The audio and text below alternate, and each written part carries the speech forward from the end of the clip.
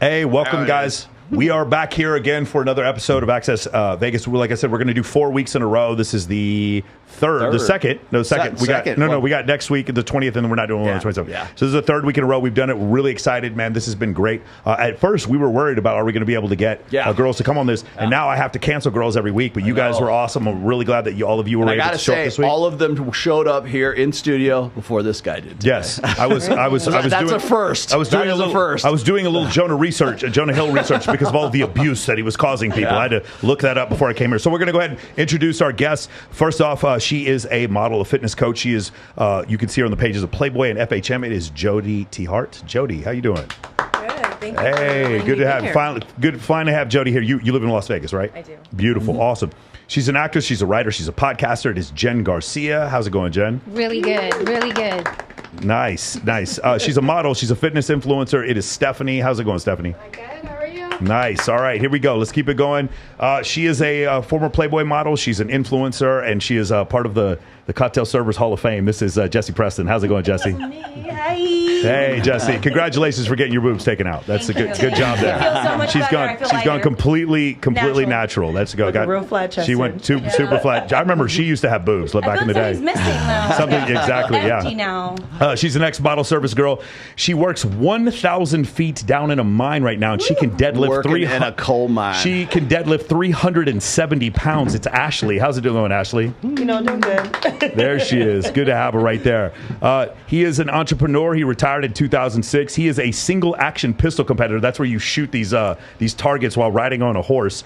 And he is a worldwide published photographer. Please welcome Barry Nadell, the weekend cowboy himself. How's it going, Barry? Thank you. Good to have you, man. And then finally, we have she sells real estate and she is a sex therapist because those two things go together. It is Christina Rizanova. How's it going, Christina? Good. How are you? Nice. Beautiful. All right. We're glad to have everybody on here. I'm going to let you go with the opening volley. I said this before. Man. I said this before on Threads. We're going to have a debate. So here's the debate. Okay. I believe Jonah Hill did nothing wrong. You guys are all familiar with Jonah Hill. With the What's Jonah going Hill on situation. right now? Okay, we're I believe. Hold on, time out. Let me finish. I'm going to state because this is what we're going to debate. I believe he did nothing wrong, and I believe what's her name? Sarah Brady. What Sarah Brady did was not only was she 100% wrong, I'm going to show you how she did further socioeconomic damage to the entire world. I think what she did was horrific. And I'm going to go, because there's details I promise you guys don't even know, especially the breakup text messages that she had. Mm-hmm. What she did was so fucking insidious. But I'm going to leave it up to where we read it all. Okay. And the other thing is the number of people who have had an opinion on this, who have not read the text messages, is shocking to me. And whenever I see the reaction videos from therapists online, they never read the messages, and there's a reason why. Go ahead. What do you think? And the reason why they are so shocked by it is because they're using therapist language in all of this entire Well, they're saying he's using therapist language. He's using therapist language. And, of course, I think he's trying to resolve this problem sort of like in a logical, sensible way and using this language to do so. And I just did about a 40-minute podcast. I was doing some shorts today, and Glenn said, hey, why don't we do something on the Jonah Hill thing?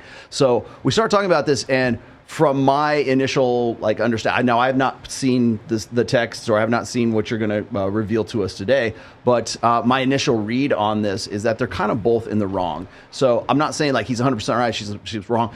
I think the way he handled it was wrong. Is he in the right for doing, trying to set boundaries? That's the thing is in our communities, in the sort of the manosphere red pill communities, guys want to jump on automatically and say, look, here's a guy who's trying to man up, he's trying to set boundaries and everything, and she's not acting accordingly. And then, of course, the opposite side of it is the women's and the therapists seem to think that this guy is horribly misogynistic, horribly manipulative, very possessive, very controlling, maybe even codependent. And, throw out as many therapist adjectives as you can possibly, apply to him. But so there's that side, and you're probably right. They haven't read, or they're not in full possession of the facts of what's been going on. Now, to put this in proper context, remember that a lot of this happened a year ago. This is a long time in the past, okay? And now suddenly these are being leaked because Jonah Hill is with a new woman right now, and they just had a baby together. So I just want to point this out. She leaked them right after his fiance had a baby. I'm going to say this for the second time because I'm sure most of you didn't know that. Yeah. These things were magically leaked right after they had a baby. And I'm sure you guys probably think the breakup was acrimonious. And I'm going to show you that it wasn't. She was actually very happy when they broke up. And they had no contact since then. And then all of a sudden, he has a baby with someone else. And all of a sudden, these things need to be leaked. Bam. I'm sorry. No excuse for this. But anyway, keep going. So my initial read on this, and I'll just read the super chat. Thanks, real quick. I'll take care of this one. Toff says, Rolo, do you think? And thanks for the $20 super chat. Rolo, do you think that the Jonah Hill situation is an example of the importance of demonstrate, do not explicate? Absolutely. It's exactly what I got into on my show earlier this morning. Also, do you believe that he was establishing boundaries or just giving ultimatums? Is there a difference? I think that the way he handled it, I don't think he was like trying to establish boundaries. I think what he was doing was he has, we talked about this on the green room yesterday. I think he's got fat guy syndrome is what he's got. And I'm just being honest here. Okay. You got to remember Jonah Hill has always struggled with his weight. In recent months, he's, trimmed down a bit, but he still looks like the dude from The Big Lebowski. Let's just be honest. Okay. Also, and I don't care if he's a, Oscar-nominated actor. I don't care how much money he makes. I know that he rubs elbows with guys like Leonardo DiCaprio. I got it. He's not an A-list celebrity, but he's an A-minus list celebrity. He's okay. I mean, what has he done recently? But besides Superbad and like Wolf of Wall Street, can you name anything that he's done? It's the one with the Netflix people. movie? The Netflix movie. The one with the people. Yeah. He did a racial movie. My read on this whole thing is this guy. Now remember his wife his girlfriend Sarah Brady. She is a surf instructor. Okay, she's in good shape. She deals with guys who look like Matthew McConaughey in Point Break. Okay, so if she's out, and that's her business. And I'm not saying she's right or wrong in doing that. That's what she does. That's what she does. However, he's has a real problem with her being with these guys and showing her ass off on Instagram and everything else that goes along with this. So when Sorry. Hey, what do you guys need to turn your phone all the way down? somebody needs to put their phone off. Phone to 0 volume. We got that. All right, keep going. Yeah. So, anyways, the long and the short of it is, This is fine. my initial read on this is that the guy's kind of got this sort of insecurity about his body weight and how he looks, and he's going out with Sarah, who actually is a surfer, and she looks like she's a swimmer's body, and she also does modeling for Surf Magazine, so there's a sort of a glamour aspect of it as well. So she gets endorsements. And so, I mean, she had a career before all this, and he knew what he was getting into. Let's just, full disclosure here. But I think that a lot of this was sort of a buildup over the time that they were together. And, he's saying, hey, I don't want you to, show your ass off to these guys. If you're with me, you're not with them. It comes back to what I always say about like how men can be in the closed on his end and open on her end, meaning that she's still advertising herself. And sometimes women have to advertise themselves because that's what they do for a living. So advertising sexuality, being sexy all the time. There's probably not a woman at this table that has. I've seen all your Instagrams. Thank you very much. I did all this right here. So I know that it's having a guy who is sort of has a problem with that. That conversation is difficult to have, especially when a guy who's clingy, he's kind of a little bit more blue pill and beta about everything, and especially the guy who's struggling with his weight constantly. So if you're being run down by really good-looking guys, by like I said, Point Break guys, that's gonna wear down on a guy who hasn't really sort of gone all the way with his maturity, I guess. Yeah. I do care that he's a or A- list celebrity. And I'll tell you why, because we wouldn't give a fuck about this if he wasn't. We wouldn't be talking about this, and she wouldn't be trying to grab clout off this if she wasn't. Also, if she was a he and he was a she, and she was trying to proclaim boundaries on him, this would not be an issue. And those therapists saying that these are not boundaries, this is controlling. I guarantee you, every one of the therapists that we're going to show you here in a little bit, if we flip the script, they would not say that these are boundaries, because women absolutely, and I don't disagree with this, have the right to have preferences as boundaries. The problem is that men seem to not be allowed to have that right as well. So here's the thing. If we are in a situation, and by the way, you know what, let's do this. I'm going to read the message. I put it on that thing that I gave you. I just added it to the very top, the actual text. And we're going to go through some text. So raise your hand if you have not read the text. You guys don't know. That's fine. That's great. I love this that you guys. I'll let you read these. Okay, so here's the thing. I've got the links. These are from Jonah Hill. Ready? And the one, it says, let's just go to it goes, literally just saying hello to leave the combo. I love how your therapist thinks I suck. I literally am one of the best boyfriends on earth. Okay, that's what he's saying. And then it goes here. This is, by the way, how do we know about this? She posted this on an IG story and she screenshot one after another. All right, she says, plain and simple. This is what Jonah says to her. He goes, if you need surfing with men, if you need surfing with men. By the way, he did not say, I can't have you, or don't do this, or you stupid bitch, stop doing this. He did not say that. He said, if you need, trust me, nobody wants you to read these messages. If you need surfing with men, boundaryless relationships with friends, with men. Again, I have a girlfriend who was a bartender, and she's currently a bikini model. I have no problem with her in a bikini. I understand she understands that's what the business is, and that is her business, okay? To model, to post pictures of yourself in bathing suits. Now, when she surfs, that is not the bathing suit he's talking about. She does not surf in a bikini. That's not what she's doing. She's taking thirst trap photos as if she is single. And again, there's nothing wrong, ladies, if you want to do that. There's nothing wrong if you want to do that if you have an OnlyFans. There's nothing wrong if you want to do that and you have an OnlyFans and you and your husband fuck on OnlyFans. There's nothing wrong with that. The problem is the two of you are in a relationship together and you're both allowed to express boundaries. Was she doing that before? I don't know if she was doing this before specifically, but my point is this. Ladies, have you ever been in a relationship with a guy and he changed? Has that ever happened? Yeah. No, raise your hand. Yes. You've been in a relationship with a change. Yes. Right, he's a narcissist. But that's your fault that he changed, right? Is that your fault? Is it my fault? Is it your fault he changed? No. Oh, wait a second. Jody, is that your fault that he changed? No. Oh, Ashley, was it your fault that he changed? You should. You're saying you shouldn't be held accountable for him changing. Is that correct? Correct. Jesse, is it your fault that he changed? No. Okay, so it's not his. Before you continue, ladies, did he actually change, or was he always like that? And it just took time to find out that he was really always right. But he may have given you a facade initially to say whatever the lover, whatever the fuck. I'm not even saying it's true or not true. My point is, when ladies say that men changed, they don't feel that they are accountable for the change. But for some reason, in this case, we're all saying he knew what he was getting into. We don't know that. Yeah. We don't know that he wasn't going around gripping other girls. And I have a hard time believing that initially, when she's going to date this A-list celebrity, that she's going around flirting with other men. I think after a while, when she understood how far she could push the boundaries, she started to test him. Right. And that's essentially what happened. Right. That is not his fault, which is why I'm sticking with what I said initially. None of this is his fault. Going to the next thing. Posting pictures of yourself in a bathing suit to post sexual pictures. Friendships with women who are in unstable places from your wild recent past beyond getting a lunch or coffee or something respectful. He doesn't have a problem with them being friends with them. It's just in a situation where if you have friends, I don't know if you guys have ever lived in LA, there's some people who do some fucking coke out there. They get crazy as shit. And like real talk, let me tell you something, fellas, ladies, you can tell me if I'm wrong here. If I have a girlfriend and I don't want her hanging around girls that I know sleep with other dudes for money, does that make me bad? Am I controlling? No. Okay, one more time.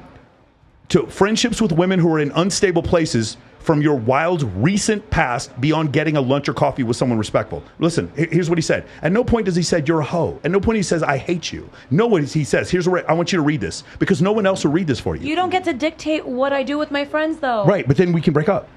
And I understand what you're saying, but But you can go to a bar with your friends. But my point is, if your friend is doing something, he's dictating to her. You can go to coffee with your hoe friends, but nothing more than that. Right, that's the boundary. But what if he didn't want you? What if you didn't want your man hanging out with his ex? Do you remember how you guys have talked so many times about like some girls are delusional about what they want and their demands in men?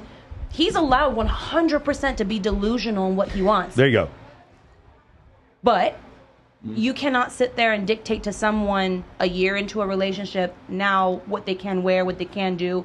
You can't do that. But he's not. She has the option to leave. This is what's so insidious about this. The first line is if you need.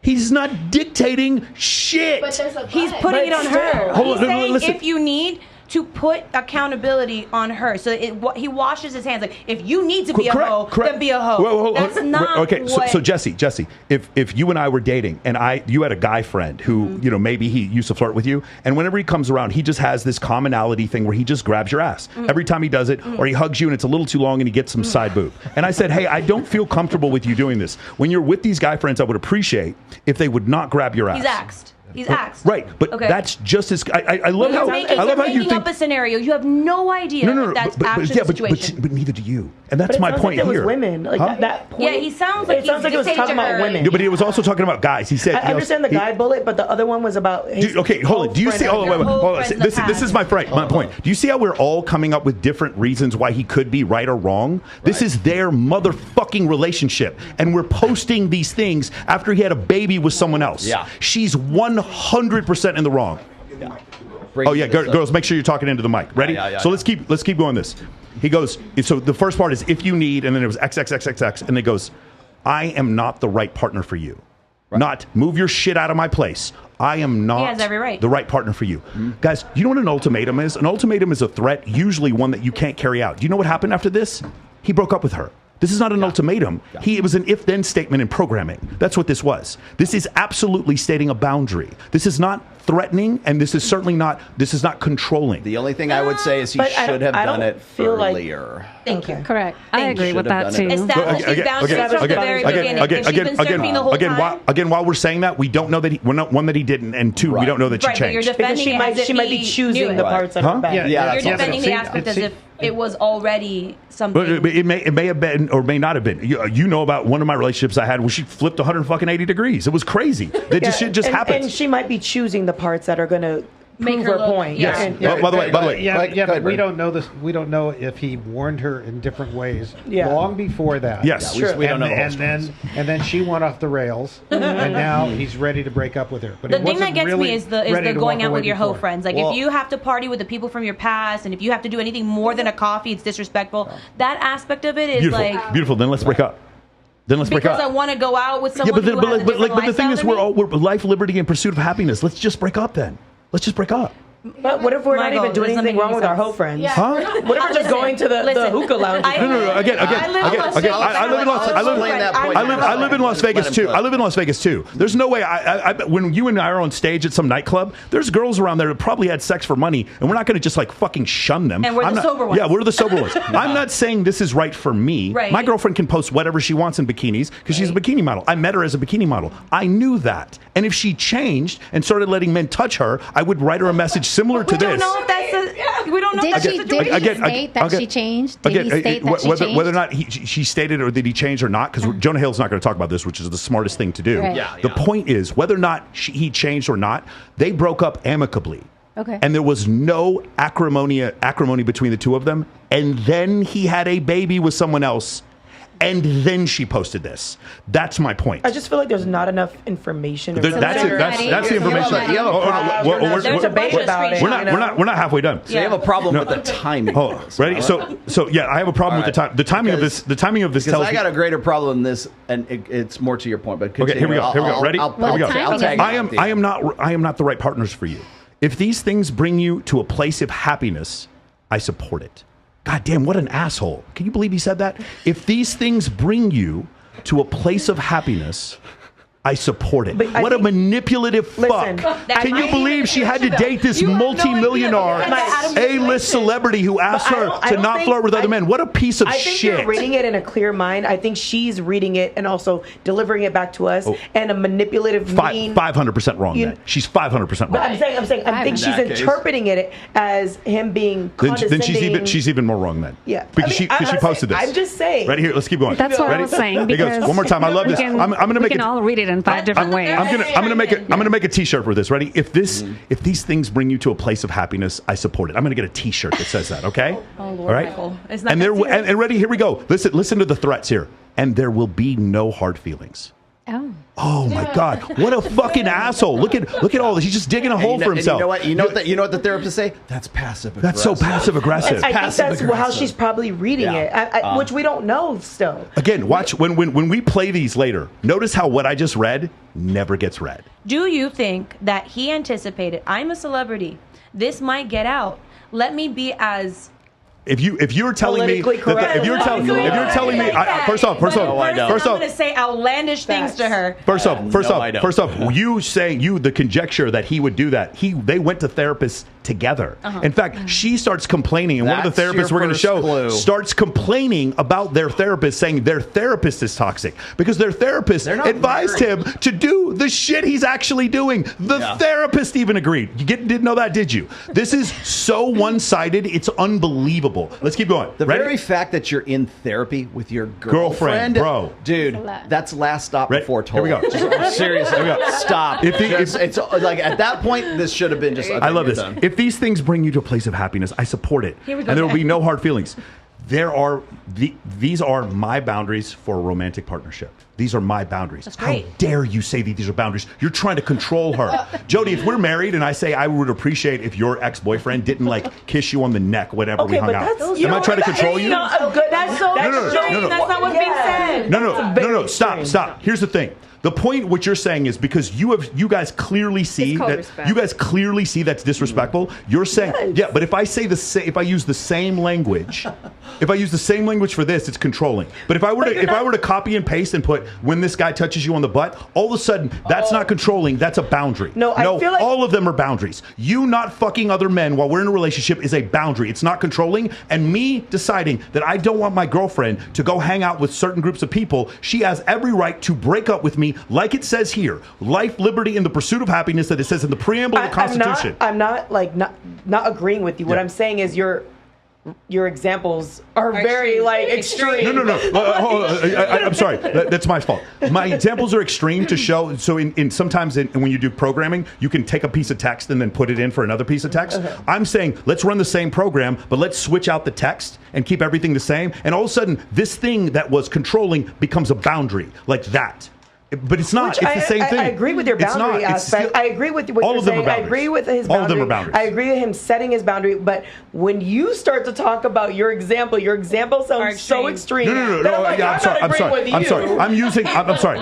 I'm using hyperbole to show the if-then. So if we were to we were to switch X with Y, the variables, all of a sudden, just a change of words goes from one thing from a boundary to control it. Mm-hmm. So it was controlling, but now when I say I don't want a man to grab your butt, now it's a boundary because that's rational. But then what happens when it's not rational? What happens when it comes to the point where she wants to go have sex with other men and she's made it clear that that's what makes her happy and you should respect that boundary, and you telling her to not have sex with other men, because I guarantee you these therapists that you're about to see would absolutely say that shit. No, you should respect her. You should respect her control. You're just trying to control her. I think what we would as women would think that he's talking about if we were against him would be more of the example of when you're done surfing and you get off the board and you go and you start giving high fives to dudes.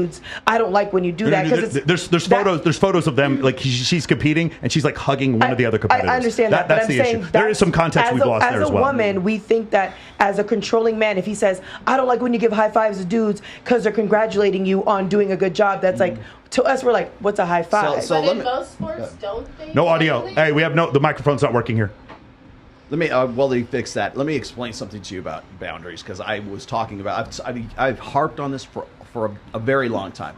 Boundaries mean nothing unless there is some sort of consequence to those. Okay, but that's controlling, though, dude. That's controlling. No, it's not controlling. Why are you controlling people? So here's the thing. So I'm going to use another extreme example. The guys have hit me up all the time. They'll say, "Rollo, my girlfriend or my wife, whatever she wants, she comes to me and she says, hey, I want to go and have a girls' weekend out in Vegas. So I want to go have a girls' night out. I want to go and do these things. Is that okay with you? Are you okay with that?" And really, that's really more in a relationship sense. That's a shit test. Okay. It's not about the permission. It's not about whether or not you're okay with it or not. It's the fact that she wants to go in the first place. So what I tell guys is say, yeah, sure, have fun. You go out with your girlfriends. That's what you want to do. Sure, go ahead, honey. I support that, right? She comes back, all her shit's on the sidewalk, and all the locks in the doors. And I agree with you. I think that I think in the modern day age, a lot of women, and sometimes men don't understand what a real boundary is. Because I have to admit, for me too, before I started to understand podcasts and red pill and all that stuff and what a feminist is, which I'm not a feminist, but all that stuff, I didn't realize I really was pushing my ex-boyfriend's boundaries, and I thought he was being controlling or insecure, and I would call him that. And I was really thinking to myself, man, I really do need to look at what I'm doing because, so a woman's brain is, I'll give you an example. I go out somewhere. This is a real, true life example. Me and my girlfriend sitting at the bar. She knows a celebrity, right? Wiz Khalifa. So she's like, "Oh my God, that's my really good friend." We go to his hotel, and I'm like a little uncomfortable. I don't like to be a groupie. I'm sitting next to him. There's a picture taken. I look like I'm fucking him.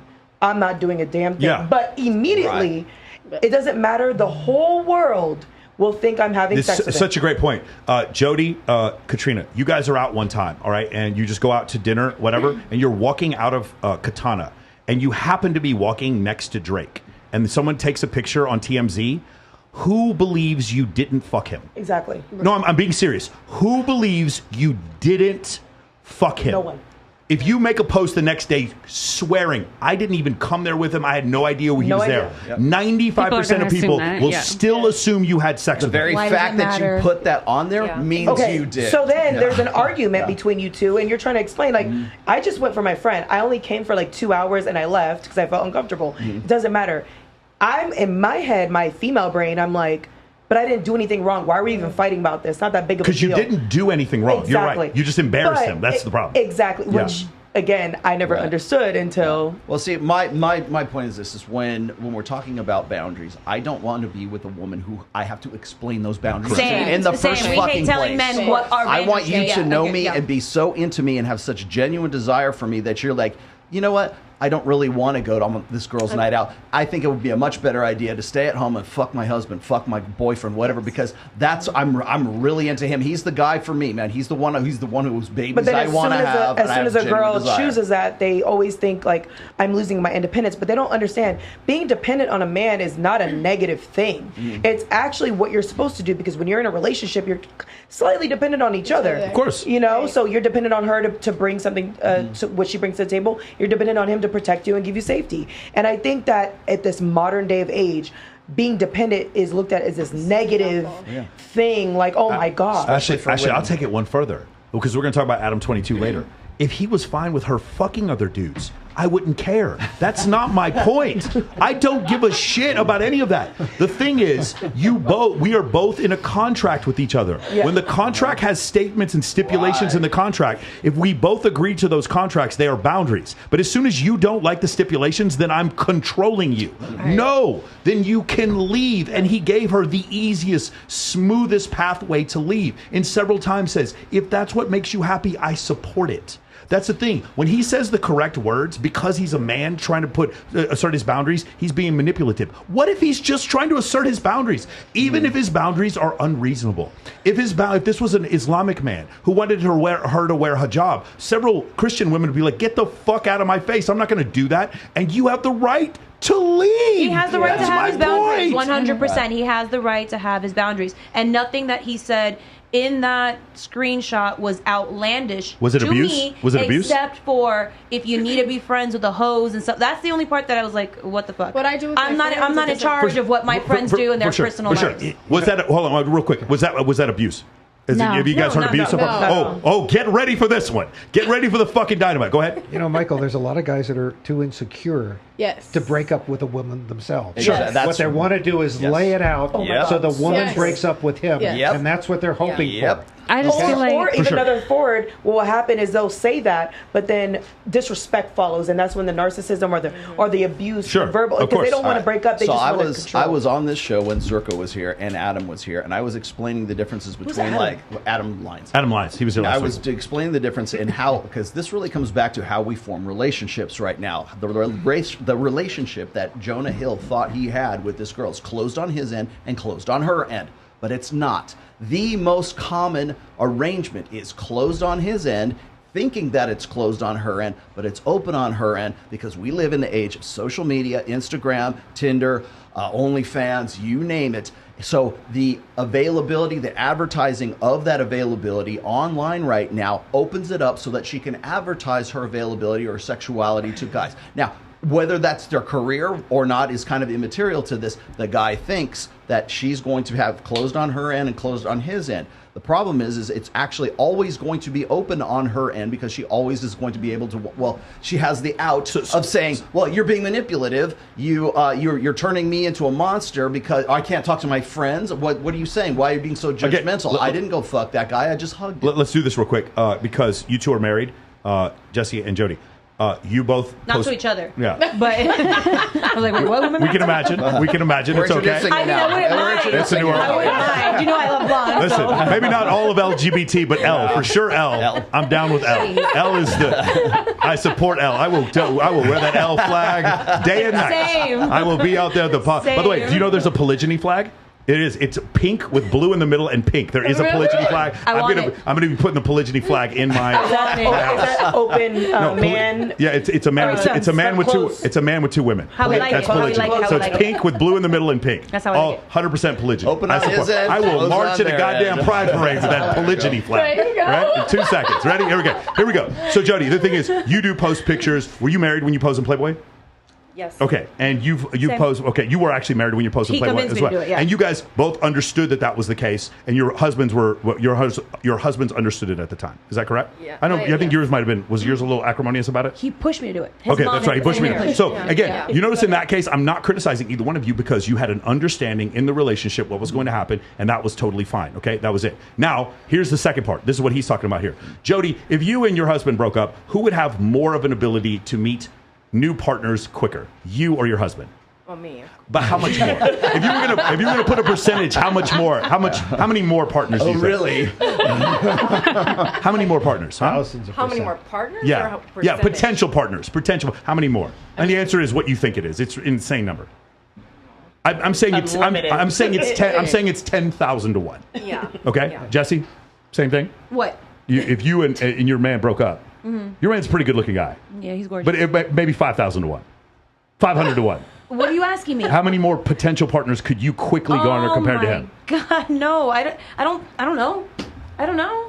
He's a very good-looking dude, and I'm Okay, cool, but not it's me. more. I But don't it's know. more. You would have more than him. Because I'm a woman. Men are There you go. That's the point. No, that's the point. That's the point. That's the point. It's evolutionary psychology. Yes, that's the point. Because you're a woman, that's fine. I'm not saying it's double standard, but that's his point. It's like the thing is, we cannot be equal on both sides. For him to go out and be this big movie star, as long as he's faithful to her with his penis, that's one thing. For her to go out and flirt with other dudes, that's very different because her ability, like the men are going to seek and try to be with her. So you guys understand So why he it's doesn't different? do any love scenes. He doesn't kiss anybody else. He doesn't do anything Well, that he takes his clothes off. So him doing nothing, now here's right? two things. Him doing a love scene would be for his work, but if she had a problem with it, and women have left men in the acting industry for this reason, she has the right to leave him. She has the right to leave him. Jesse. But it sounds like when Rolo was saying closed on this end and closed on this end, it sounds like it's closed on his end, and then it has to be double closed on her end. Well, Like down on that shit. double Yeah. Okay, let closed. me explain something to you. So when men and women are coming together, men are the ones who are like the salesmen. I got to sell you on my quality. I got to look good. I got to 6'6", man, 6 foot tall, 6-pack abs, Yes, 6-figure yes, income, yes. 12-inch cock, whatever. Yeah. So okay. So I'm the pitch man. I have to convince you. Now that's how men work in the sexual marketplace. Women, on the other hand, advertise. So it's like, I look good. Here I am with my cute outfit on Instagram. Here I am on this yacht party. I'm with Drake. I'm with here, and here's my hot spread for FHM, whatever the hell it is. Advertising. So all you have to do is say, come and get it, boys. That's my availability. Men are the pitchmen, men are the salesmen, women are the advertisers. It's the problem so much harder for us to get into a cheating situation than it is for the you. problem with that is when it's closed on his end and it's closed on her end, he's expected to stop pitching. He's expected to stop selling it, right? Because if he's flirting with the waitress, what do we call a guy who's out there actively trying to get with other women when he's in another relationship? Tiger Woods. We call him we call that guy a cheater. We call that guy We do unfaithful, call him a cheater. infidelity. But we don't call it infidelity when a woman is in the same situation and she's still, whether it's because she has to generate revenue or whatever else, where she's still advertising her sexuality out there because she's still in the marketplace. Well, he is expected to not be in the marketplace. as long he as has to she stop doesn't go selling, too but far. she doesn't have to stop advertising. If he's generating revenue too, then it's Yeah, for sure. Okay, in the rare case that the guy's a gigolo, yes, okay, you might have a case. You might have a point. It's not rare here. It's not rare in Las Vegas. All right, here we go. Ready? So the last line here. My boundaries with you, based on these ways these actions have hurt our trust. Okay, I think he misspelled a little bit of that. So we're going to go here, and this is the next part full of this abusive language. Listen to more abuse that he gives. You're going to read this. You guys ready? Right. Nor may I ever want that from my partner, and I reserve the right, and I'm open about it. let me know. We'll respect you either way. God, I can't believe this piece of shit. We'll respect you either way. But these are my boundaries of this romantic relationship. Thanks. I'd love to know before the premiere, so I'm not put in the position of publicly flaunting our love. If my boundaries are going to be continue to be disrespected, that would be hurtful and triggering for me. And she says understood. Aww. She says understood, by the way, guys. And I think that's another part that's lost. She said understood, and then here's the only one people read. Here's the only one you ever see, and they still don't even read this. Take some accountability and operate with respect. It's that simple. Oh, actually, no, I already read that one. Because I'm tired of your attitude towards the surf culture, that contest, and that place, because I deserve respect, period. I have been more patient, and the shit like this is still here. Fuck that contest. Fuck that place. Fuck not respecting me. Always in every situation within the surf culture, you don't get it, you don't get me, get it. I don't know if you get it or care or give a shit about that shit more than even after Dr. Stern said it out loud. Dr. Stern was the couples therapist. It's a lot. Right. I see why she was disrespectful. Okay, here we go. It's just constant and doesn't reflect where we are or where you say you want to be. And I respect your skill in your surfing. Fucking asshole. I respect how you want to present yourself. I respect that you're hot and you're beautiful. There it is. That's fat guy speak. And I respect, however, that's fat guy and I respect, however, that. you want to live. Bad news.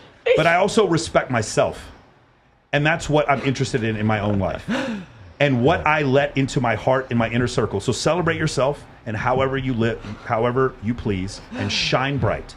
But I don't want to have to deal with it. I hear the Okay. I hear the vaginas drying all across. No, agreed. But is he wrong? But does that make him wrong? Absolutely not. Okay. One more time. I want to hear, ladies. Is this abuse? No. Okay, dude, trust me, because that's calling it abuse. Oh, get ready. No, it is abuse. We were just abused by having to listen to this bullshit right now. My ears were abused because I'll tell you. You know who doesn't say this? Guys who fuck. Yes. Guys who fuck don't say this. I mean, but do you think he doesn't fuck? You know what they do? So, you know what they do? They go out and they fuck somebody else. That's what they do. They don't have the time to write poetry. What the fuck? And that's what I was going to say. This guy is really good at communicating. That you actually care about. Well, I would say they would communicate and not just go and fuck but here's the thing: is like he's not writing a freaking doctoral thesis to say, okay, we're gonna. This is a hostage negotiation. This is negotiating for her desire. It was super soft. Okay, it guys. was super soft. It was soft. They only Super saw soft. one screenshot and one person talking about it, and they changed the narrative to it, saying that she wasn't wearing a thong; she was wearing like a wetsuit, and he was calling it a thong and telling her she couldn't. No, I'll show you the photo. There's anymore. photos. She's just taking pictures of her boobs and her vagina, like this, but she's wearing like a bikini, and it's just a straight up thirst trap. You don't even see her face. Like it's very. Those are the pictures he wanted taken down. By the way, if my girlfriend posted something like that, I don't care because I am dating a bikini model. I am dating a world champion bikini model. I understand that's what she does, but I get to make that fucking decision. And there's nothing wrong with me making that decision. That is my point. Let's go back to this. Ready? I'll just read the quick one here. He goes, I don't want to, by the way, this is in August of last year. So this is less than a year. This is when they break up. Remember, an ultimatum is when I make threats, hey, we're going to break up or else. Ultimatums are a declaration of power. But he broke up. Ready? I don't want you to bail on Skool. That's important. That's what he's saying to her. Hey, I know I don't need to, but the spirit of pure respect for our friendship, they're already broken up, guys. Listen to me. I don't know. I know I don't need to, but in the spirit of pure friendship, of pure respect to our friendship and appreciation for each other, I did want to be transparent that I did start dating someone else recently. I'm sorry if that is painful. It just happened, and I didn't want to not be transparent. As if I never cared about you. Thanks for letting me know. Probably the best if we don't talk for a while and you figure out where that's headed. Okay? This is several months ago. We could go on more. It goes, I appreciate and understand that. That's what, he goes, I appreciate and understand that. And he goes, impressive turnaround time, by the way. So she's upset that in August, he's already seeing someone else. So this is her saying this. Impressive turnaround, by the way. And then shows a picture of him and his new girlfriend making out on the beach. Can you just let your publicist know that ain't me? I'm trying to start a career over here. She sounds petty. Oh, petty. Yeah. Now it seems like we're finally getting to the point here. This was my point. None of this was true. The only point of this was to get back at him. It is very clear that she's upset. She's like, wow, you remember, he said, if you can't deal with what I need, let's break up. Then breaks up and then has the audacity to let her know, hey, out of respect, I'm gonna see someone else. And then she goes, nice turnaround time, by the way. And then when he has a baby with someone else, she has the audacity to release these fucking things. But no one will tell you this. No one wants to talk about this part. So you have the inside scoop? How you know all this? No, because I took some time to read it. Ready? Here goes. Ready? Here we go. Because I actually this is from her. Not that this is my business, but out of my own personal chicks before dicks code, if that's headed anywhere other than the hookup or fling, I'd appreciate it if you make that woman aware of how recently you've been flirting with me, sexting me, and leaning me on for partner level emotional support. By the way, he said it just happened. It's like, no, he can flirt with her all she wants. They're not in a relationship yet. This is what happens when people like go to therapy and like it gets in their brain. They learn jargon and then they want to use it gaslight for themselves, and then they gaslight each other with the jargon and the language that they learn, so that they're fighting with like the same language that they learn in therapy. Okay, here we go. I'm sorry if it's upsetting. This is Jonah Hill. I'm sorry if it's upsetting that I would move on at all 6 months later. But I have handled you, and I have with the utmost love, and I've handled you with the utmost love and respect. Thanks. Don't ruin all the kindness. You're better than that. And then it goes on and on. But the point I'm trying to make is, at the end, he was very much trying to let her down. 6 months after they broke up, he explained it to her. And then, by the way, she didn't release these texts. These are texts that Jonah Hill released to show what the fuck she was doing. So where's the abuse coming into play? I'm confused. Oh no, we'll get to that. We haven't even got to that point. My point is, I want to like Your Honor. These are the longest message. We're going through the whole listen. roll. No, because I'm tired of like the misinformation about this. This is the most one-sided shit I've ever seen. She was very clear because this very much thing. There's a reason why I'm so triggered. This happened to me. I got that. Remember, right? Okay. So I have a girlfriend. We're in a. You are. He's so triggered. He came in here hot, man. He was ready to go. Coming in hot. I was seeing someone for a number of years. She was not my girlfriend. We never settled down. We were just sort of seeing each other casually. Then one day she told me, I was seeing someone else. She was very upset about it, and I told her, I was like, this is making you way too upset to see me with other women. I think what you want is monogamy. So if you need to break it off and move on, then that's totally fine with me. I'm totally fine with that. And she does. She's married a month later, and we're totally fine. That is in July of 2019. By December of 2019, she is sending me a message basically saying, no, I'm sorry, this is in July, 2019. By December of 2020, this is during COVID, she sends me a message, happy birthday, old man. This is my 43rd birthday. She's like, happy birthday. She sent it to me on Snapchat, which is already a big fucking red flag because she doesn't want her husband to see it. Then after she does that, I started dating a girl in December of 2020. You know who it is. And when I started dating her, I get a 10-paragraph message explaining to me how I was wrong. I wronged her, and I was a terrible person. And then a day later, I get another. Married woman? I get a message. Yeah, she's married. Then a day later, I get a message apologizing for all the things she wrote in the first message, and then she proceeds to say horrible things about me. Remember, she told me happy birthday. I want to show this. When they broke up, he was very kind to her. He let her know what happened. He's so triggered. And now, after he moves on and he's having a baby with someone else, this woman has the audacity to say, I hope God brings him a girl. Oh no! Okay. To talk about, and if he does, he'll be a girl dad. So she's making an appeal to the sisterhood and all that. Like, I hope he has a girl because we all know how hard it is, like ladies. Like that's essentially she's trying. Woman, we broke up. You don't need to talk about my fucking children. How about that? Ever. Well, how about ever? So look, she's 500% in the wrong, and I haven't even got to my real problem yet. Right. We'll get to that. Oh shit! Okay, Mike. By the way, shout out to Ryan Pownell from Pillow Talk. Shout out to him because I'm going to send this to him, and shout out to Adam Sosnick because they just did a show about this the other day, and I totally agree with this. And I did one this earlier today, but the thing is, but Jonah Hill was out there going, "Hey, just want to let you know that I got this new piece of ass. I just wanted to make sure that we're okay with that." That's what beta males do when they're like they feel very validated and self-righteous and like, "Hey, guess you missed out on this. You missed out on this." So that is one way. That is one way to interpret it. Yeah. The thing is, they're both public figures, And so he was in Superbad, by the way. That's the whole fucking. Yeah, but my point is, as public figures, like for instance, when I broke up with my ex, I had to tell her, I was like, listen, if you start seeing someone else, please let me know so we can handle this, because it's going to be. And it ended up very bad for her because she didn't, because everyone didn't understand we'd broken up. I was like, just let me know when you want me to let everyone know that we're breaking up, because if you go off and start seeing someone else, everyone's going to hate you. And that is exactly what happened to her. Yeah. And so, like, photographers, she doesn't know this. If she's watching this, she's going to be shocked to find this out. A ton of photographers didn't want to shoot with her anymore because they thought that she had just run off. And I told the guys, I was like, no, she didn't run off. Is that why you brought Barry on? She didn't run off. The reality of the situation is we had broken up, and I told her, just let me know when you want to transition out of this, and like let's handle this like adults. And she wasn't able to do that, and it cost her. She doesn't realize it did, but I was not trying to be acrimonious. The point I'm trying to make is going back to this whole situation. Can we bring up go ahead in 1 second here? So oddly enough, this reminds me. Believe it or not, there's an essay for this on the Rational Male. I wrote it's not in any book. It's called Old Flame, New Game. Okay, what happens, there were so many guys who were like coming into this space and they were learning new game and everything, and suddenly they were making something of their lives, right? But those lives were on, at the time, they were on Facebook and they were on social media, and so they would be seen with like their new girlfriends because of this. And lo and behold, all the girls that wouldn't give them the time of fucking day or broke up with them in the past, suddenly they're like sniffing around going, hey, I just was thinking about you just the other day. How's things going? Like just out of the blue. Oh, that happened to me. And it's like, how you doing?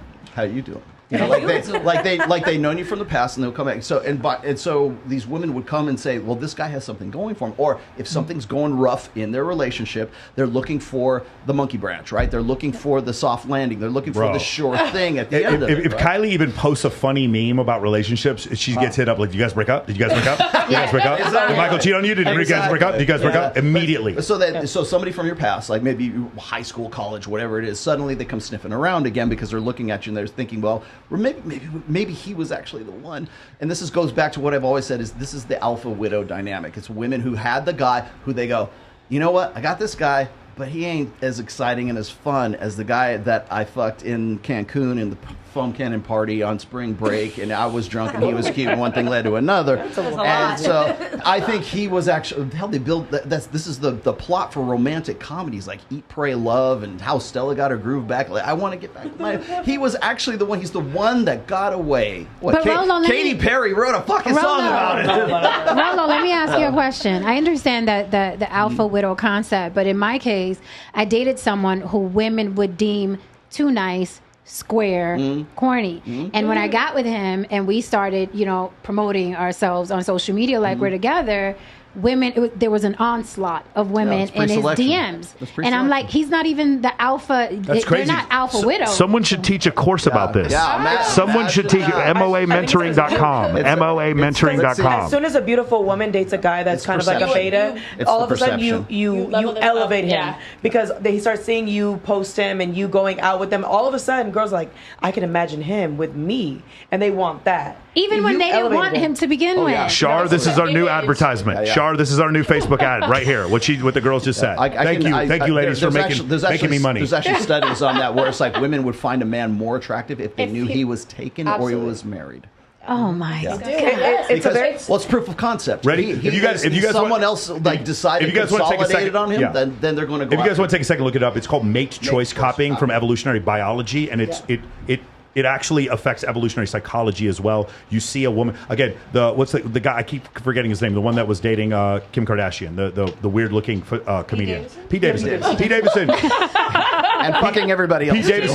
Pete Davidson has absolutely no chance with these women if he hadn't already. Once he got that first domino with Selena Gomez or whoever's he's dating, the first one, it starts rolling downhill. Whoever he dates after Kim Kardashian, I guarantee will be a 10, and the girl after that will be, because that's the way pre-selection girls talk, and he's probably got a 10-inch personality. It's not even because they like him. It's not even because they like him. It's just because of the status relevant. of the women. They're relevant. Yeah, they don't like him generally. He is a new $70,000 Himalaya. Yeah. That's what he is. He's a Birkin Himalaya that you get to go around. I had a boyfriend that was 5'4", literally like super pale white. He had a really nice body, but every girl you kind of have to at 5'4". Oh yeah, and I'm 5'10", and I'm 6'3" with my heels on, and we'll go out. He'll be holding my hand, and I kid you not, girls will just come up to him when I go to the bathroom, try to flirt with him, slide in his DMs. How could you be with her? Come with me. Like, it was so weird.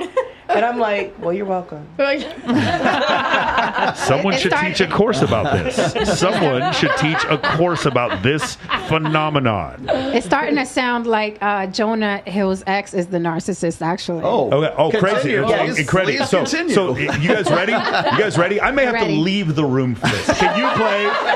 Can you play the clips of the reaction? Because whatever Sarah Brady did, that's on her. She's got to deal with that for the rest of her life. I personally think that what she did was devious. It's the second and third one. It'll say therapist on it in the notes that I shared with you. Is it that guy? Yeah, that's it. Let's go. Let's go with this guy. Can we show this? To control his girlfriend. Can we post it up there? Can we start it over? Yeah, hold on. I'll start. Hang on one second. I'll bring it back. Here we go. I'm old. Jonah Hill was using therapy speak to control his girlfriend Sarah, his now ex-girlfriend, and it's important that we go over this misuse of therapy language, which is kind of a thing these days, and how it can be super problematic as it masks controlling behavior under a commonly accepted positive concept, in this case, boundaries, making it harder for the person on the receiving end, Sarah, to challenge it. Okay, so Jonah is basically telling his professional surfer girlfriend, I am not going to be with you if you surf with men, have boundaryless friendships with men, model, post pictures in a bathing suit, or post suggestive pictures, and are friends with women who are in unstable places. He goes on to say that these are my boundaries for a romantic relationship. Jonah's use of the term boundaries in this message is a misuse of the concept. A boundary is a healthy limit a person sets for themselves. Keep it on. We'll play the second. That one got you heated. Watch this. Watch the second. All right. So I just want to state for the record, this guy has the most punchable face I've ever seen. I think he's feminine. Is he gay? We're not allowed to talk about that. Keep going. Keep going. Don't assume anything. Maybe. Let's look at this next guy. Maybe. Oh, hang on. Let me drag this one over here. Put this in. Jonah Hill wrote, here is not an example of setting boundaries. Not only am I a teacher, but I'm also a therapist, so I like to educate us on why this is a good example of gaslighting. Boundaries are limits and rules and guidelines that we create in order to let others know what we are. If your therapist has painted nails, this is run. Jonah's ex-girlfriend, Sarah, her job is a surfer. That's her profession. And he knew this going into the relationship. They've been dating for a while when he sent this. Surfing with men, right? To model, to post pictures in a bathing suit. Her job requires her to get in the water. She's going to have to wear a bathing suit. And if she was a nurse, right? I can't listen to that. Maybe you take a picture of your scrubs. Her uniform is a bathing suit. This brings us to posting sexual pictures, right? He has other messages with her where he's upset that she took a photo of herself at what looks like a surfing competition. And her back is to the camera and she's in a bathing suit and he didn't like that. That's not a sexual photo. Also, it's her body, so... Then we have this one, friends with women that are in unstable places. She can have coffee or lunch with them, something respectful. What? Does unstable to him mean like single and independent? Because making this demand right here, then... Okay, let's go. Sorry. Some of the ladies had to take their headphones off. Now, you guys might be saying, Michael, why are you picking... I can sit here. Why are you picking those two particular therapists? And you might say, is it because they come off as feminine? No. Those are the two most popular reactions to the whole Jonah Hill thing. Go look it up. That first one, 75,000 likes on Instagram. That's what happened. That is the narrative here. So now I'm going in the comments. Now I'm going to express to you why I'm really angry. The reason why I'm really angry, and this is going to surprise some of you, is because I work with domestic abuse shelters. And if you think this is fucking abuse, this is so belittling to women who actually have to deal with abuse. I don't think it's abuse. You are setting, of course it's not abuse. You are setting women back who really need help. You are setting them back because of these petty little things that you're sitting there and do you understand? This is now a public issue. This man is being skewered for something where he did. I'm going to say it again. You may have an opinion. You may like pickles or not like pickles. That's a preference. You may think he's wrong because you don't have the same preferences as his, but he's not wrong. He's not wrong for anything he did, and he certainly did abuse her. That's the first issue I have, is the fact that women who suffer from actual abuse are being shortchanged because of what Amber Heard did and because of shit like this. That's the first thing I have a problem with. And the second thing I have a problem with is therapy is supposed to be there to help people. And now you have set therapy back. Yeah. You have fucked up therapy because now a therapist, somebody who just becomes a therapist, is going to see this fucking video with 75,000 likes and be like, is that how I have to talk? Because I guarantee you, these two people sat there and said, I can't believe Johnny Depp hit Amber Heard. But he never hit her. I can't believe he was manipulative towards her like that. Do you remember what she's tried to use in court against him? He was drinking whiskey before noon and doing cocaine. Who the fuck didn't think that Johnny Depp was drinking whiskey before noon? Who, raise your hand if you didn't know that Captain Jack Sparrow wasn't drinking whiskey before noon. We all knew that. But my point is, you have set therapy back. You have set therapy back. You have made therapy a joke with this. What are their credentials? Did they even say? They didn't say, but here the credentials is he got 75,000 likes. It doesn't matter. It doesn't matter if he's a real therapist or not. Yep, my credentials are 75,000 likes. The point is, and I'll give you a third one. Neither of those two dudes would ever dare to debate me on this. I guarantee you. I would debate them. I guarantee you they would. The point I'm trying to make is, with this whole situation, you have set women back. I work with the Shade Tree in North Vegas. I take this situation very seriously. That when we deal with sexual assault or grape, that is a big thing for me. And whenever it is falsely accused, that is the second worst. Actual grape is the worst. The second worst thing you can do is falsely accuse someone of that. Right.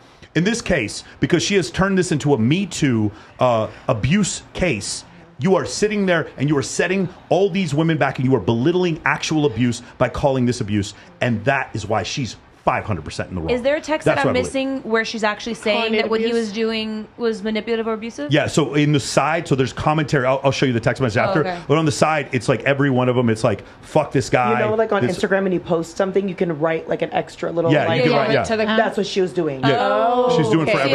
We're missing stuff over here. What prompted her to do this? Did anybody say? Yeah, he had a baby. He had a baby with another woman. She had an emotional burst of, but not during the relationship. But she sounds nuts then. So I wanted to give you the full. Hold on. You heard those two. Hold on. You heard those two therapists talk about the new baby, right? Mm-hmm.